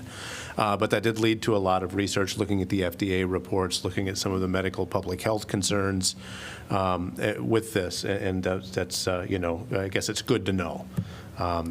That said, there's for a variety of reasons, I think I'm satisfied that a ban on the sale of this substance in our community actually does make sense and is in the interest of public health. A couple of them, and kind of addressing some of the various arguments or positions that we've had taken through emails and other things. One is that currently there is no regulation on the content of this product. And, if it does the things that people have told us it does, can, cure or mitigate alcoholism, opioid addiction, pain, then if that's true, then by its nature, it has to have some kind of potent or significant effect on the human physiology. Otherwise, we'd be talking about a placebo, which would be a whole different conversation. But if those effects are true and it has a significant effect on the human body, and we don't have, really good research on that effect. We don't have physicians prescribing this for people, and we don't have any sort of regulation of what goes into it currently. Those are all sort of, pretty significant red flags for me. Another red flag for me for having this for sale really involves something actually it came up early in our discussion about tobacco, and I've talked about this before, is the prevalence of the advertising for this substance. So we see it, not of course, it's one of those things where you kind of notice it in the background, but since one of our colleagues brought it to my attention, I start seeing those signs, noticing them everywhere, right? If I'm noticing them, that means every kid that walks by is noticing them. If they're walking into stores, they're seeing it for sale. And just very similarly with the concerns we heard earlier from a member of our public health department, when you have that kind of exposure, it normalizes the substance. And in reality, we have reason to believe that this substance has a profound effect on the human body, but we don't have a good reason to believe that it's what the safe dosages are. There's just so many things about it that, again, I think just from a public health perspective and from a wanting to not have it be promoted in front of kids, for those reasons, I'm comfortable with supporting this ban, and I think it is in the public health interests of our city. Thanks. I also had not heard about Kratom or thought much about it until Councilor Dunn brought it to our attention. And then after I started to learn more, I realized many of the same things you did. I also had the benefit of attending a community mental health session on Kratom. And as I was hearing about this substance that does seem to benefit people, certainly does, but it sounds a lot like other pain relievers we have recent history with, specifically opioids, where it might help you with pain, but then you might need more, and then you might need more, and then you might need more, seems real problematic to have it completely unregulated, as you said. Also, in the last month, we had somebody in our community die. And the obituary says, in lieu of flowers, consider donating some time to write your state and federal congressional representatives to raise awareness of Kratom, the legal yet unregulated drug which took this person's life and made 2 orphans. I mean, that was in the last month. And we just heard the Kratom lobby tell us we need state regulation. And I agree, we need state regulation. So I guess the question for me is, what do we do until we get state regulation? Is what do we do until we have actual requirements for it being only sold to adults and actually having the materials that are advertised in it? And so I'm with you. I am supportive of saying yes to this ban. Alternatively, we can wait and see if our state legislators do something. If our state legislators do something, I'd be more than happy to say we could lift Iowa City's ban once the state does something. But until then, I think it's the responsible thing to do. They will pass a bill to lift it automatically if they did regulation. I actually don't. I think that this is a bipartisan issue. I really think so many people see this as analogous to the opioid crisis. Is that it's a thing that could, in this current composition of the state legislature, could actually happen. And so I'd encourage any of the Kratom lobby who's currently still listening to do your work and get the state to regulate. I really agree of like everything said. I don't want to repeat it, but I even wasn't aware about this substance at all until it brought to the council, and after that I have to go and look for it. And after that I start seeing the sign like Kratom like sold here, and it is really everywhere. But I did not pay attention to it. So the thing that's really concerning me, after that I start like looking online and try to figure out what it is and what the effect in the human body, and I just feel like it does have effect. And also the thing that really scared me is there is no like for children, like there is no age requirement for this. This is also like really dangerous. If we are doing all this for tobacco, we want to like ban tobacco, like we want to reduce at least the shop for tobacco and close to school and everything that we said. I think this is fall in the same thing that if we want to do it for tobacco, definitely we do it for this too. So I will be in favor of banning this. Councilor Alter. Thank you. Sorry, I got kicked out and now I'm back. You can hear me, correct? Yes. Okay. So thank you for everyone weighing in. I appreciate it, and it makes so much sense. That said, I actually am voting against the ban because that's what is before us. At the same time that I fully recognize and am troubled by everything that counselors have said, the bottom line is that it is not illegal, and that there have been people who have said, this is working for me in medicinal terms.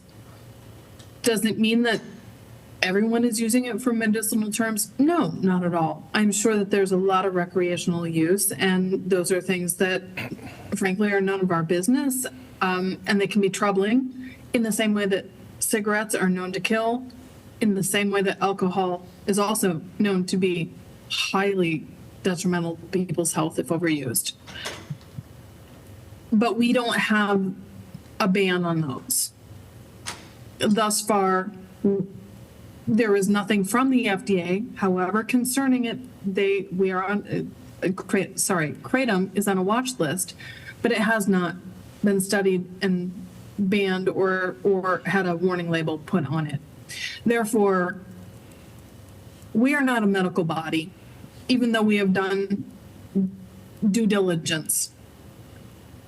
I don't think that we are in a position to say we will ban Kratom when we are also allowing cigarettes, tobacco, and alcohol. I share concerns. I would love nothing more than to see regulation so that we could model the path for us to say it should not be sold to minors. And if there is a way for us to do that forward, I would love it. What's in front of us is a ban. I'm not in favor of that. More broadly, and I'm sorry that Councillor Dunn is not here to be able to participate in this, I guess I'm frustrated that we have a path of good intentions without thinking about this downstream. And that I don't think that putting a mark on how we should take a stand, so to speak, is the right move. As you all may know, Councillor Dunn has sort of had a moment or some time to think about this and has revised his opinion about the ban, which he actually introduced. And we were okay with that because it was in part and parcel of our discussions about tobacco. And it has led to a very fruitful conversation. To the extent that the ban will pass tonight, and so be it. But I think what I want to put forward is for us to be able to have these conversations before they are at a place of, do we do this or do we do that? Let us have a robust conversation and allow a little bit of time, even though we want to be action-oriented, about being able to think about what the actual implications are. This is certainly within the context of Kratom, and it is not leveled at any person in particular. It's just as a council, I'm frustrated because we're at a policy decision, and there's a lot of things to talk about, right? So anyway, that is where I'm at. I will be voting against it. I realize I'm in the minority, but there are two things. One is I just don't think that we have the business of getting involved in this when we also are fine with putting forward permits for other things that we know are dangerous to public health. And I hope that in future our conversations are not framed by a vote or not, that we can actually pause to talk a little bit about things before they get to us for a vote. So that's it. Thank you. Go first, sir. I guess because I think I thought I heard, maybe I heard wrong, like Council Arthur said, if like Council Dunn is here, I think isn't this brought by Council Dunn to bring with? You know, I wasn't even aware about this until he brought it up and said we need to ban this. But I think you mentioned that he will be like talking against this or something like that. Maybe you are. He has actually. I've spoken with him, and he has actually gone to the press. He has changed his opinion. He no longer is in favor of a ban. I wasn't know that, but because I guess I was just surprised because he's the one who brought it up to begin with. Yes, but ma'am. Thank you. He brought it to our attention. I think your comments, the question, I think is a very fair one. How is this different from alcohol and tobacco? I think that is a fair question. It's one I've actually thought about. And I think one of the big things, for me anyway, is that those are substances which do have quite a bit of regulation by entities that have the ability to do so. So if I go in and I buy a can of beer or bottle of wine or whatever, there's all kinds of stuff on that label telling me the percentage of alcohol that's in there by volume, any other, those kinds of things. There's labeling laws. There's also, laws already in place, at levels of government well above us. So there's like widespread enforcement of things like age and things to that effect. And so, same thing with tobacco. I mean, these things are all, they're regulated. There are, I stopped and got a soda on the way home this afternoon. Sorry, I've been talking all day and my throat's going out on me. But there's a big sign right above the tobacco display in the gas station where I stopped saying these products will cause cancer, yada, yada, yada, yada, and on and on. And I mean, like, we have that for tobacco. And so you could argue that because of that, because of all of those things, the thing that makes them different is there are other levels of oversight, of regulation, and also public awareness of what these substances are. And so I think it kind of, and I think to Councilor Moe's point from earlier, you're kind of like, which thing do we sit around and wait for an or somebody else to do something and just ignore it until then, or do we be proactive and say, well, I don't think this should be a ban, but ban on the sale. It shouldn't be for sale in our city limits in the meantime. But geez, if they, FDA gives it something, or they come up with that and they preempt us, that'll happen in the course of things. So what's in the meantime, I think, is really what this boils down to for me. And of the two choices, either leaving it for sale or removing it for sale until we have a better idea of whether it really is safe, if it actually does all of these things, what regulation should look like, and also support for regulation enforcement, which I believe we do get from the state with things like tobacco. We have different mechanisms for doing that kind of stuff. Since those aren't in place, I still think it'd be a public health benefit to ban the sale of the substance, not the possession or use, but the sale. In the meantime, while we wait for people that do have the laboratories and all of those things, the expertise to figure it out on a grander scale. But that's, I can appreciate that people have differing opinions on that, but that's where I fall. If I can hop in real quick, and it's not a direct response, one of the things that I did not mention, and it take it for what it is worth. As I said earlier, there are definitely people who are not, and they're taking it because it has an enjoyment factor. It is something they want to take in lieu of other things. But there are people who have come out specifically talking about pain management and about addiction mitigation, not cures, by no stretch. But what I will say is this. We know all too well that our healthcare system is crap as far and expensive. And so there is an equity issue here, just a tiny bit. And I'm not saying it carte blanche, but I am saying that it is not, we can do a lot of good intentions And yet, who are we actually impacting? And if there is a small amount of people who are saying, I don't have a doctor, I don't have a rehab to go to, but this is something that's keeping me off of worse things, I'm good with that. So I just wanted to put my final foot in the sand, and it wasn't directed at you, Councilor Harmsen. That's okay. I just wanted to get that final bit in. So thank you for indulging me. It would be okay if it was. We're just having a friendly discussion. So about things we care about deeply. It's all good. I would just kind of riffing off of that too, thinking of like the people that are, the lobbyists and things like that.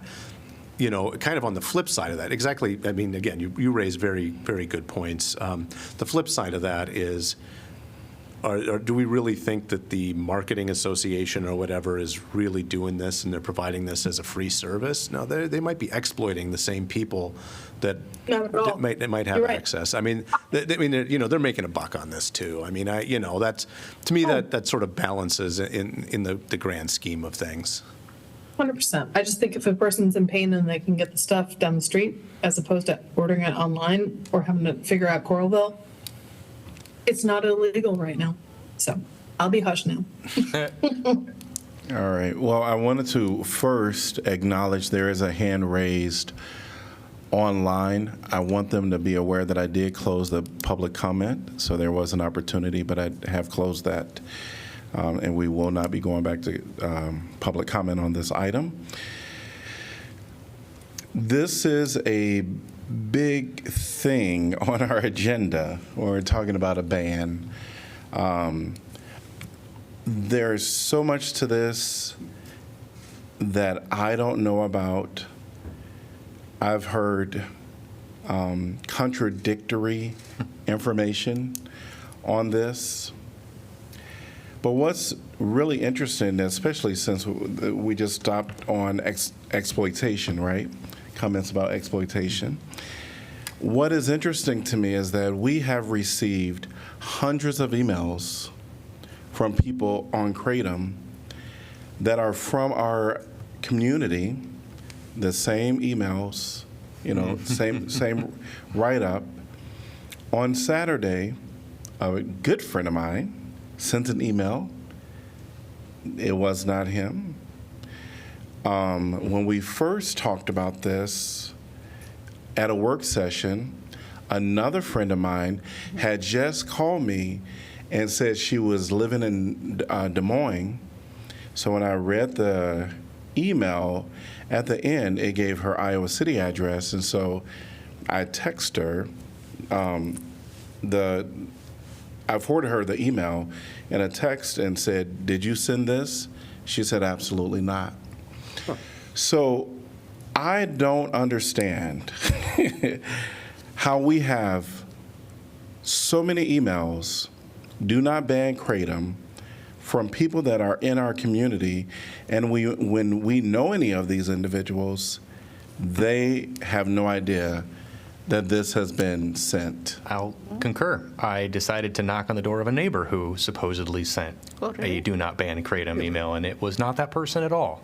So we are getting almost 100 emails now, and I don't know how many of them are real. 100 copies of the same email. 100 copies of the same email from people who, sorry, I interrupted you, but I'm just concurring that this is So this is shady. Troubling. This, to me, is red flag of something that we're used to getting emails. We're used to getting copy and paste emails. Mm-hmm.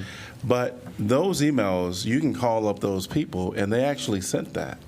Mm-hmm. But this is not the case here.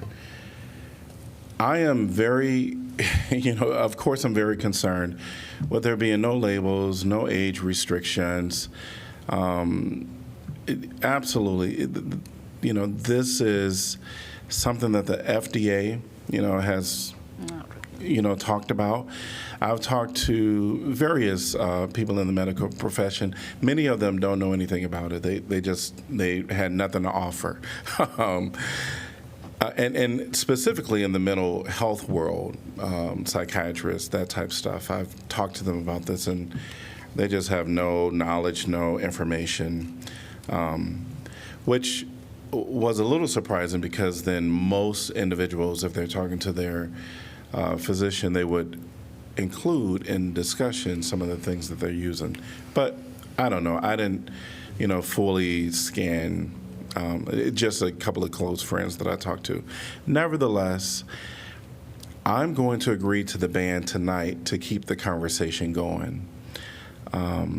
I don't. There's a lot of weird stuff happening with this. There's only one person that spoke to us in favor of the ban that was present tonight. The other individuals, except for one that spoke, are not from Iowa City, no disrespect. But if we have all these individuals that, are saying do not ban Kratom, and I understand maybe they don't want to be coming forth and being present, but all of their emails are public documents. This is something that I'm going to support the ban on tonight to keep the conversation going, and I just don't know where I'll eventually land, but very troubled by some of the things that are happening that I don't know where it's being initiated from. So, and these are real names from people in our community, so I don't even know where this list, how this list was obtained, but I will support the ban tonight. I did not know that. Thank you, Mr. Mayor, for letting us know that. All right. Roll call, please. Sutla? Yes. Teague? Yes. Alter? No. Harmson? Yes. Moe? Yes. Motion passes 4-1. We're going to move on to item number 10F, naming new park at 1001 Shannon Drive, Adelaide Joy Rogers Park. Resolution naming the new park at 1001 Shannon Drive as Adelaide Joy Rogers Park. And could I get a motion to approve, please? So moved. Moe? Second, Tale. All right, and welcome, Julie. Just real briefly, you saw the development plans for this park earlier tonight. As part of that public input process, we did ask for name suggestions. You had that in your packet. There was about 40 different name suggestions. This one really rose to the top for the Parks Commission. And instead of me explaining who it is, Kevin Boyd, who actually recommended it, is here, and I'd like to have him give you the background. Great. Welcome, Kevin. Hello, everybody. Good to see you. I love when we honor past civic leaders in our current civic spaces. We're here in Harvard Hall, Weatherby Park, Lummi Elementary, Blackhawk Mini Park. And, when I moved back to Iowa City after 12 years away, about a decade ago now, I started kind of digging back into our local history and noticed that much of what we honor doesn't always reflect the diversity of our city as it is today. But that doesn't mean we should stop honoring our local civic leaders. It just needs to be work a little harder to tell a more inclusive picture of Iowa City. We have to dig a little deeper in our history and take active steps to make sure that when we consider naming things, we start to tell a more full picture. So tonight's an opportunity to bring us one step closer to telling that full history through our civic spaces, to celebrate someone history nearly forgot. Adelaide Joy Rogers, her full name, including her maiden name Joy, was on the ballot in 1921, right after women earned the right to vote. And that itself was radical that she ran, and even more so that she had the courage to run and the courage to use the name she preferred, including her maiden name. And that very well may have been the reason why she was 57 votes short of winning. She also had a long history of advocacy for women and girls throughout her public life. She was largely quiet about a lot of other issues, but on this issue, she kept kind of over her life here, kept kind of showing up. In 1886, as a student at the University of Iowa, there were no recreation opportunities for women students that there were for men, and so she helped start the YWCA that hired a women's athletic director in Close Hall that was a facility not too far from here where that recreation opportunities existed for women and girls.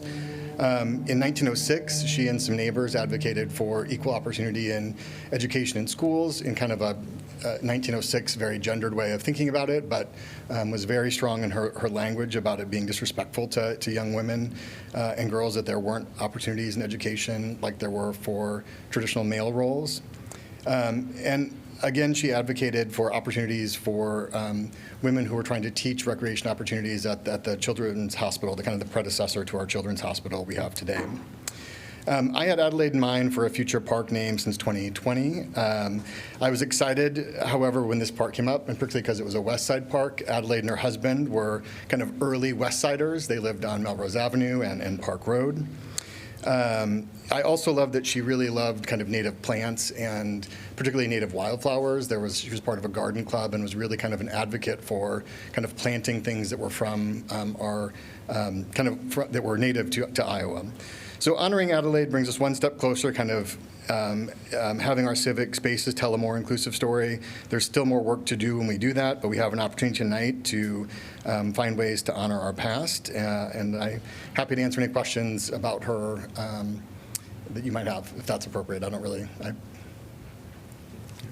Thank you. Right, great. The only question I have is, are there any pictures of her? You know, I have been hunting down those photos. I have found on Ancestry, like the great-granddaughter of her, she adopted 2 sons. It's like their stepdaughter, and have messaged her a few weeks ago. She was a member of a local organization that still exists today, the Pioneer Club of the Daughters of the American Revolution. I've messaged them. I have worked with the Women's Archives. I'm sending them kind of a full list of all the different clubs. I've been in a couple times to try to track down photos. I have photos of her sons. I have photos, of course, of her husband. You know, he was a University of Iowa professor, so there's photos of him. But I can't find one yet, but I kind of keep hoping that the energy in the world, and Adelaide from wherever she's at, is helping us kind of guide us to finding a photo of her. But I don't have one. I really wish I did, Mr. Mayor. And any conversations with anyone that have any knowledge or history that have come down through the generations?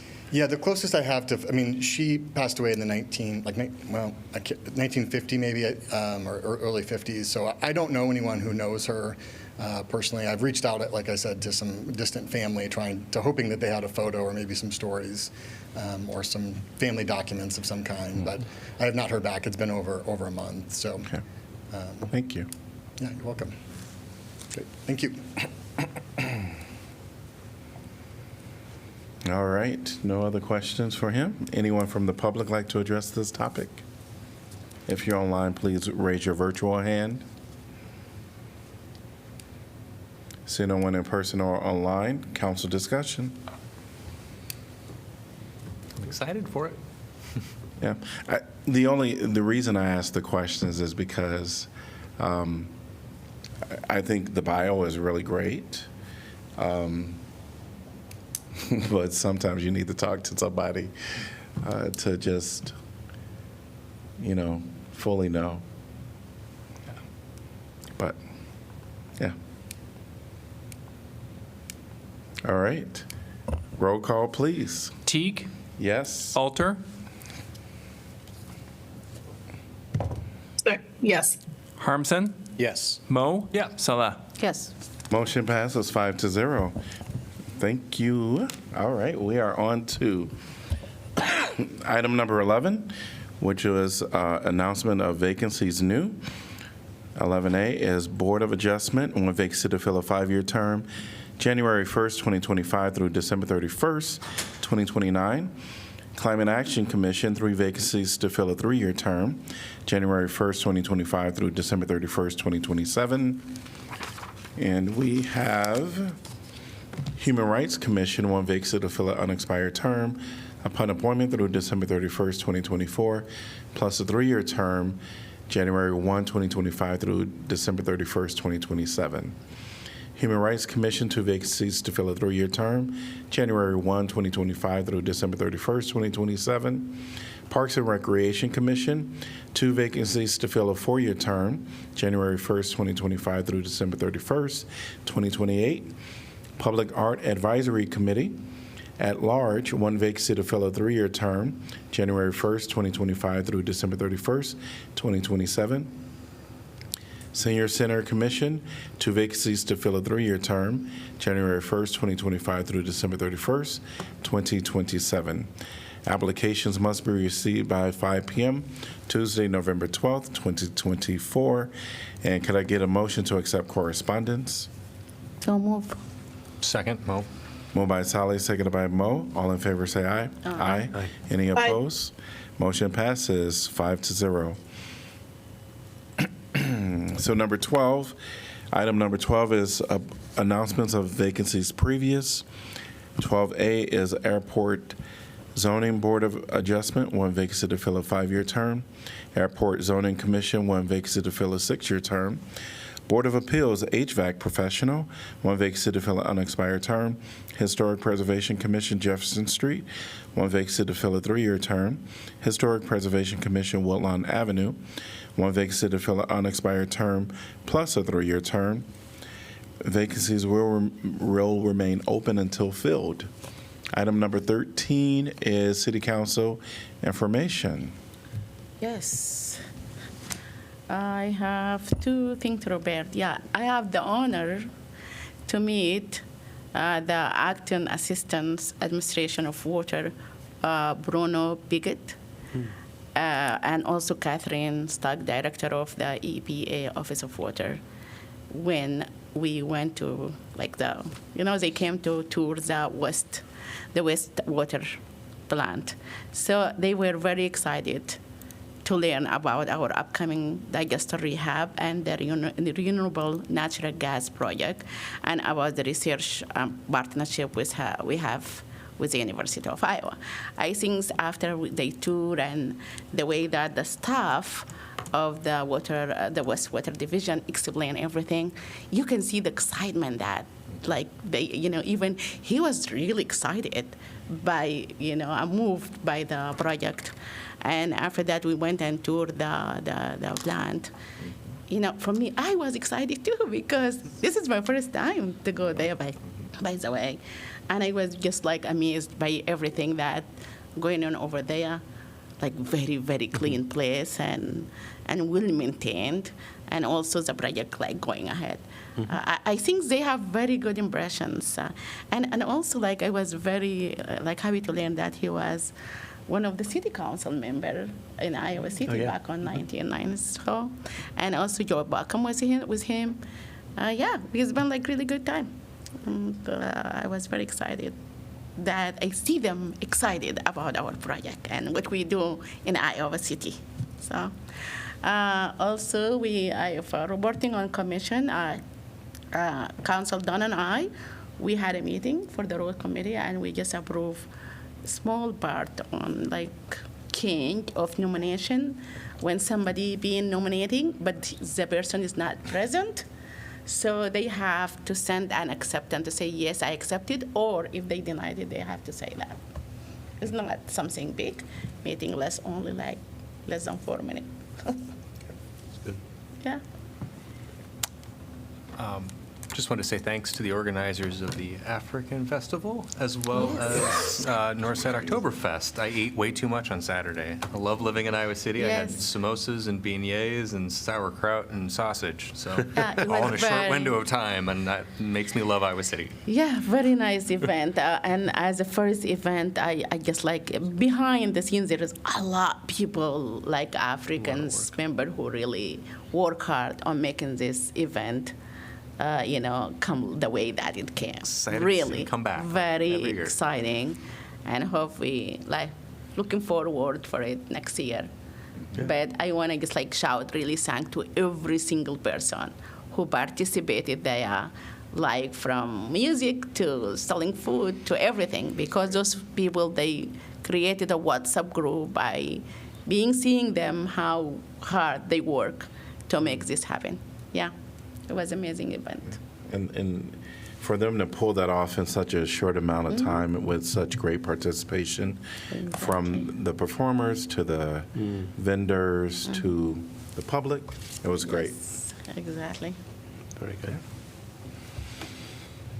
All right, we're going to move on to item number 14, reports on items from our city staff, city manager's office, Nothing tonight, thank you. city attorney. I'll just mention that I just returned from the International Municipal Lawyers Association Conference, which was in Florida. It was not perfectly timed in that regard. It was quite windy, but both the conference was in the same building as the hotel, so I actually did not leave the building for more than 2 days, and that was okay with me. It was quite windy, but because of the inland location, it was not as bad as it could have been.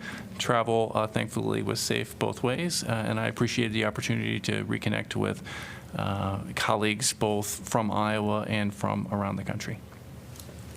Great. City clerk office. Just noting the upcoming CPRB Community Forum on October 16th at 5:30 at the library. Awesome. Great. And can you remind me, we have a meeting this October, right? Yes. We have a meeting like Oh, like a special- yes, we have, yes. So, Can we remind us? Just yeah, so you're referring to our strategic plan meeting? Yes. Um, When is that? I just want to make 22nd? sure I still have it on the calendar. October 22nd, and it's going to be here in Council Chambers, I October believe. 22nd. And it's 1 p.m. to 5 p.m.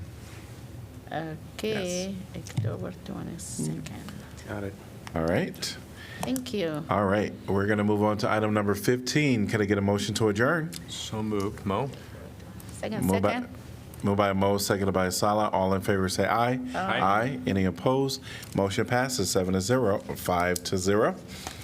Enjoy the rest of the night.